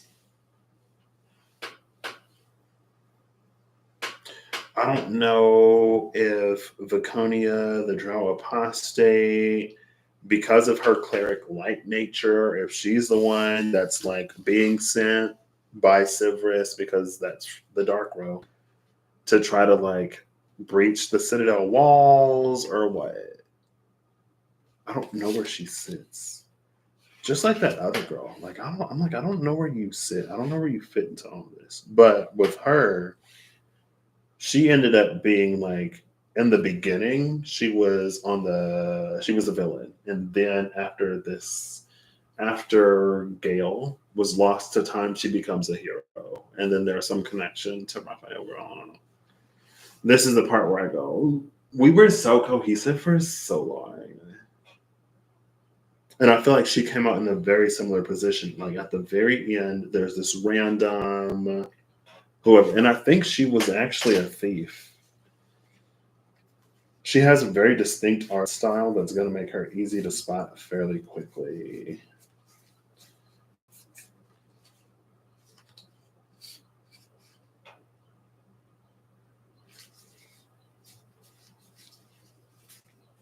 Here we go. Gut the true soul zealot. That was the version of Gut we saw before. But this is the version, the holographic, shiny version of Gut that we see now. He's wearing a mask now because Gut is wearing a mask here. I feel like it plays into the storyline where Gut is pretending to be a villain for the sake of making the hero a hero. But yeah, I did see that. I was like, I feel like I've seen this, but I don't recognize the art. That's why I didn't recognize the art. Okay.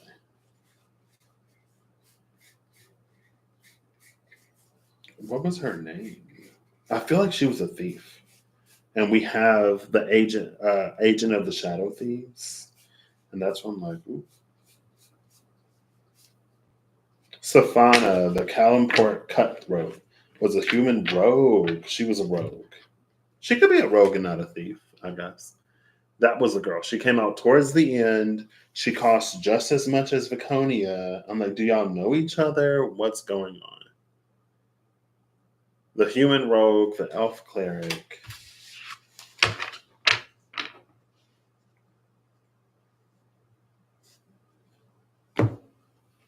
Do I have to know? Not necessarily. Where does she fit into all this? I don't know. She comes out under the human knight. She's looking up diagonally from where she sits.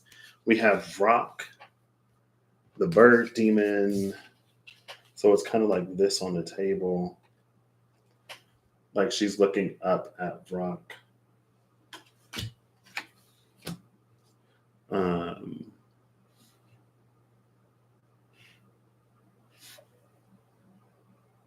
I almost wish I created a playlist of all of specifically the Dungeons and Dragons booster packs.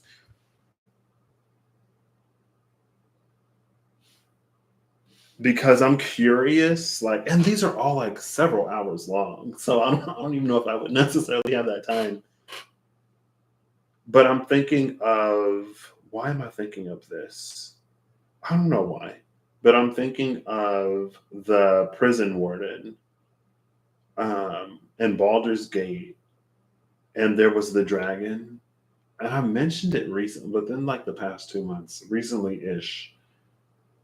I've mentioned that one and how there was like the human wizard who convinced the dragonborn, whatever, that she was the source of his power, but she wasn't.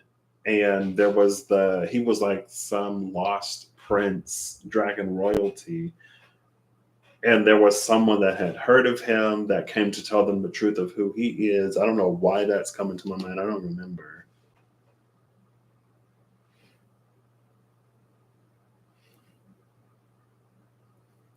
I'm like, is this a dragon versus dragons? We got the black dragon gate with the snake cleric warlock, Naga, snake person,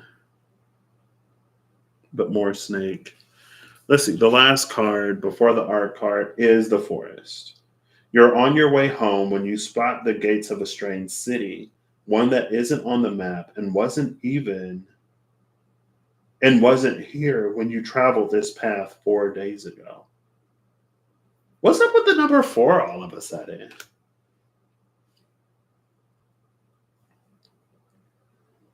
Where was it? If there are 4 or more creature cards in your graveyard, it wasn't here 4 days ago. 4 days in the forest. What's interesting is, though, yesterday. No, not yesterday. The day before, within the past week, when I used the Wild Unknown archetypes, it was the archetypes in alchemy, right?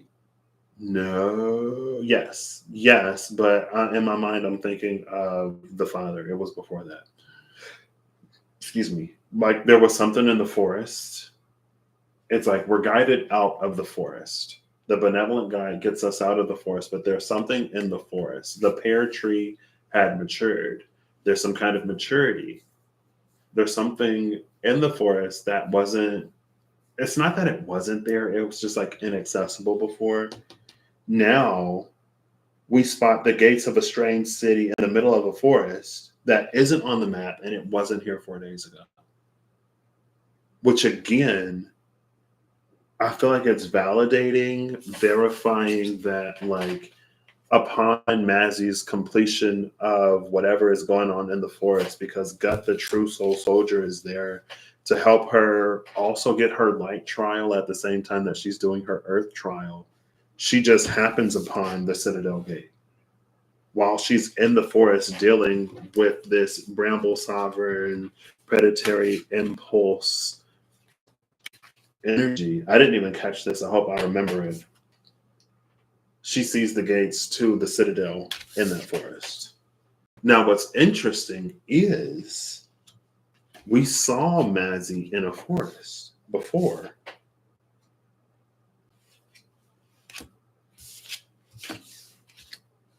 That was the Underdark.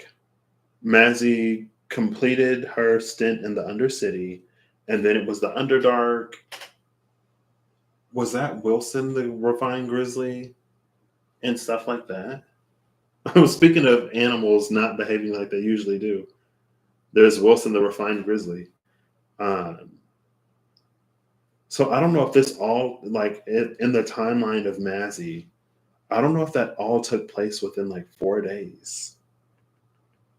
Because the city wasn't here 4 days ago. I guess it could be longer than 4 days. Maybe Mazy just hasn't been to this part of the forest in 4 days, but who knows how long she's been in the forest in general. Also, kind of sort of again giving me that Ten of Wands energy. But I guess this would be like if there's a forest around the castle.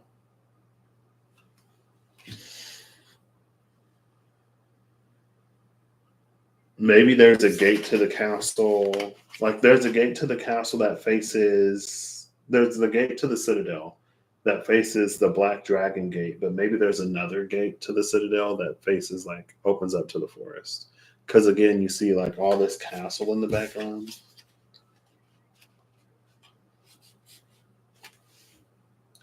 Now, what's interesting, I just noticed it when I picked all three of these up together, is it's the predatory nature. The predatory nature is what's going wrong in the forest. It's prey animals that are acting like predators. Gut, the true soul zealot, had a very close relationship to Sivris, the dream speaker, or the dream whisperer, because the truth of the soul and the dream are they share a lot. They overlap. I'm trying to keep it. I had it and I'm slowly losing it as I'm talking about it. Yes. So when Sivris was the dream whisperer, again, Sivris knew the polarity of mankind, saw both the potential and the potential of creation and the potential of destruction. No, the destruction and the potential of destruction, the destruction is only a problem if it doesn't lead to, the destruction is more of a problem if it doesn't lead to creation. Because sometimes in order to create something must be destroyed, but this is destruction that leads to desolation. This is a destruction from which there is no creation. That's different. So Sivris the Dream Whisperer, I'm trying to, oh, yeah, okay. Because according to the story, Sivris saw the destruction within man and came to the conclusion that the entirety of the creation, the entirety of the divine's creation is better off without mankind. Again, there's the Keeper of Karnak energy. There's this Bramble Sovereign, creates a copy of Mazy, but because it's working in conjunction with Gut, the true soul, the copy is a copy of Mazy's soul, not who Mazy is as she enters this forest. The predatory nature being this clue, I didn't catch it until I held all three of these up. This is helping Mazy with her own predatory nature. This is helping Mazy with her own darkness. Again, there's something about what rests on Mazy's shoulders. Saravak is the epitome of the depth of depravity of mankind. This human knight was the one that was the straw camel's back that broke Sivris, the dream whisperer's faith in humanity, to the point that it became Sivris, the nightmare speaker. Mazy is almost like there's so much, like the word that comes to mind is grooming, but I'll say preparing. Mazy is being prepared to almost like represent the pinnacle of the light of humanity. So that because at first it was like Mazy is getting prepared to like face all of these like evils or to be able to combat all of this stuff that's happening, but that's not like that's the 3D earthbound part of the role that she's playing. The higher lower role that she's playing is proving to Sivris that the potential of humanity, the light of humanity, is stronger and more powerful than the darkness of humanity. And like that's the part that I feel like it doesn't necessarily come in to focus until the very end. Mazy is the antithesis to Saravak. But to make sure that Mazy is connected to the truth of her soul, that's why she really has to go through all this. Because that's why Gut is here, especially in the hero killer stain way. Like anyone that is not a real hero, they will be eaten alive. Okay, no one's gonna. These two together, girl. But Mazy will become a true hero. The true sword paladin will become a true hero, or the true hero that is within the soul of Mazy will come to the surface, and she will embody that to be the antithesis of Saravak. To hopefully, it's almost like to convince Sivris that humanity is worth keeping alive in this story metaphor. And so I guess it's interesting because, again, from the beginning, it's like there's such a heavy earthbound, what is on earth. And that's why the divine can't interfere with Chandra Nar. Because if the divine were to interfere, it doesn't prove to Sivris that humanity is capable of being better. If the divine has to constantly interfere, and it's like if you have a child and a parent, if the parent has to constantly clean up the mess, constantly clean up after their child, you know that if you watch someone's child, you're going to be the one cleaning up the mess. Because the parent's not there to clean. It doesn't build any faith or confidence in the child when the parent has to constantly clean up after them. And so here's like, if the problem is with the child, Sivris is like, yeah, girl, there's still no. If the divine has to constantly interfere because of the messes that they make, no. Because if God ever retires, girl, I mean, I guess God retired in Lucifer in the Netflix show. Maybe it was on before it was on. And anyway, that happened in Lucifer, but it's like, girl, like, do you want to watch these kids? No. Do I want to constantly be cleaning up mess after mess after mess after mess? All of the screaming, all of the yelling, girl, no. This is the reason why some people chose to remain childless.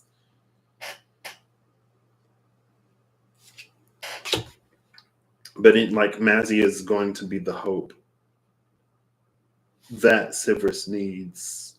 Because again, I forget where it came out, but Sivris wants to be proven wrong. Sivris doesn't, it's like Sivris takes no joy in any of the evils or any of the atrocities or any of the loss that it may be responsible for bringing, but it sees it as necessary.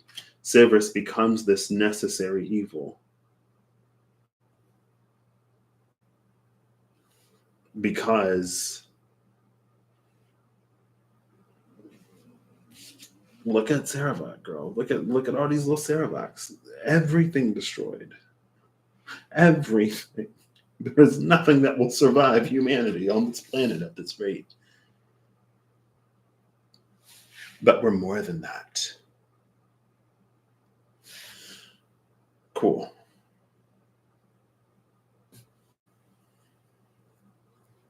So the last card is whatever this is. Some Marlboro tentacle jellyfish plant monster. This is the art card. Glunch the bestower. Glunch the bestower is the last card. Is the art card.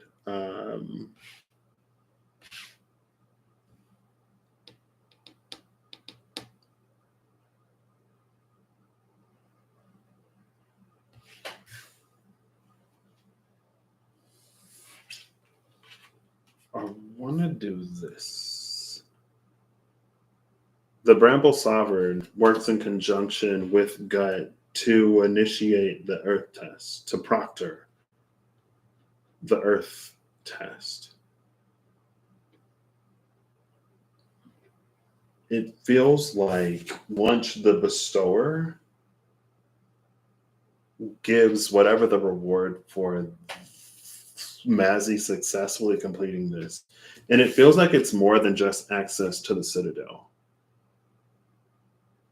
It feels like it's more than that. But again, I feel like we still don't necessarily know. The booster packs don't tell me, well, what did Mazy get for, overcoming the fire trial? Like, we saw that banishment was the key to getting rid of the taunting kobolds, but like, what did she get? What did she gain? We saw banishment. She got banishment when she emerged from the Undercity. When she emerged from the Undercity, now she knows how to banish stuff. Even banishment itself was this, like, there's a whole bunch of like light and dark. Remember in that last booster pack I opened? It was like, what, the island and the forest? Oh my gosh, it was the forest. Hold up, let me see if I can find it. And the forest was the art card. Remember the forest? And I was like, oh, there's a person back there in the forest. Girl, did not know that it was Mazy the True Sword Paladin about to go through her forest trial, her earth trial. I was just like, oh, there's somebody in the forest and there was somebody in the water. Why am I here? I don't remember. I was going somewhere with that. Oh, the light and dark. Yeah, that's why.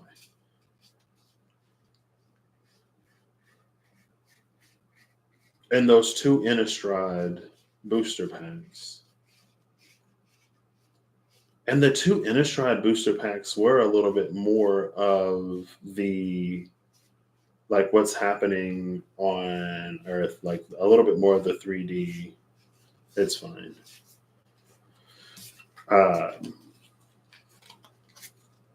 It was more the 3D influence. So I got two Magic the Gathering cards that were part of this series, Innistrad Midnight Hunt, instead of the Dungeons and Dragons. Like, these are the booster packs I've been opening. I think I have one more unopened up there. These are the two that I got from Walmart because I wanted to open more booster packs and I knew I was running out of Dungeons and Dragons ones. It's almost like this is the... I'm not going to say this is... It's almost like Glunch is the real Lord of the Forest, but it doesn't necessarily feel like it.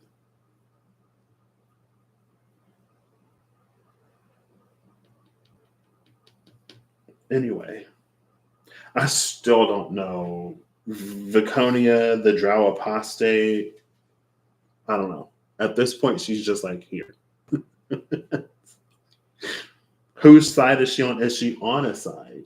Is she just somebody that Mazy meets? I don't know.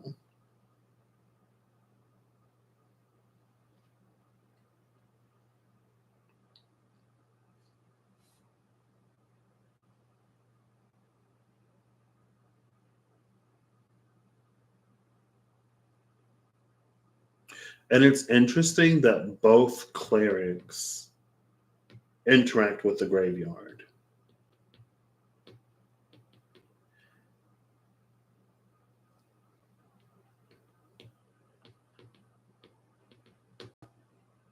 So actually, if I take Chandra Nar off the table, this is 555.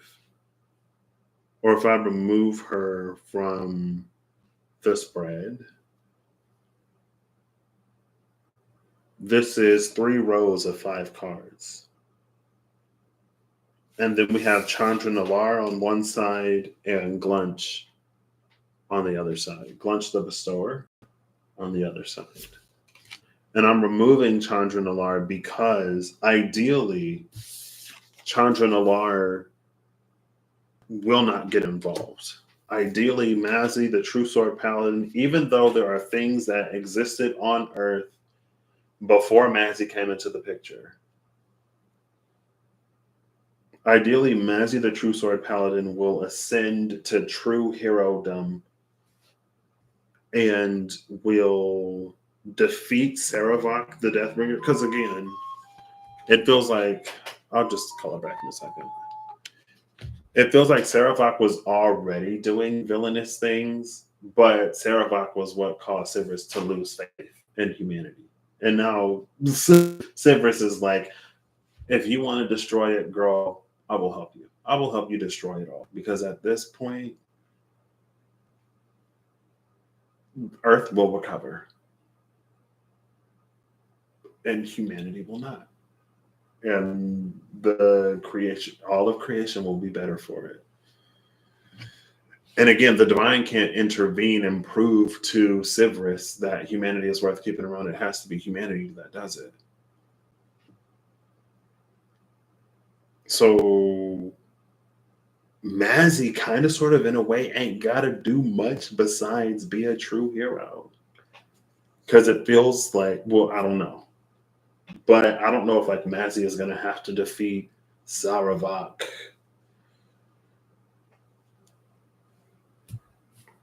But here at least we see the Bestower this time. What is Mazy getting for overcoming these? You know what I mean? Anyway, this was probably, I think there's another booster pack that's unopened. This is interesting. I don't know what this is. It's a story, girl. Maybe to ground this in your life, let's say that there's someone who wants to do something, but they've been disappointed or they haven't been able to acquire the talent that they're seeking. And they're like this close to giving up on whatever. Maybe someone's like really, really, really close to a major breakthrough, but they can't get something to work. And you hold the missing piece. But again, there's something about not disturbing the environment. So let's say that if you are insecure for whatever reason, you're not going to participate in the conversation. You hold the missing piece, but you won't provide it. Like, oh, like I don't feel smart enough, or I'm not intelligent enough, or like I'm in a room with people who are so whatever, like if they're so much smarter than me, then they would have already thought of this. And if they already thought of this, they would have already tried it, and it had to have failed.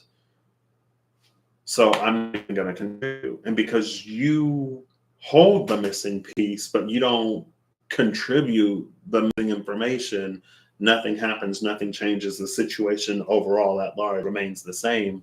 What's the point of you being there? And it's not what's the point of you being there to make you feel even less than. It's like the reason why you're being put where you're being put, or the reason why you're navigating in the way that you're navigating is so that you can provide whatever. It is part of your purpose, part of your destiny. And so there's a lot that has to be done to get your confidence where it needs to be in order for you to contribute what you need to or what you want to. And without that, again, so like that's one way that this can apply. I gotta go. It's been interesting. Thank you, Holly and David, for stopping by. I hope you all have an amazing whenever you see this. I hope you're acting in alignment to make all that you wish to experience your reality. And I hope whenever the time comes for you to do, say, be whatever, you can. Bye.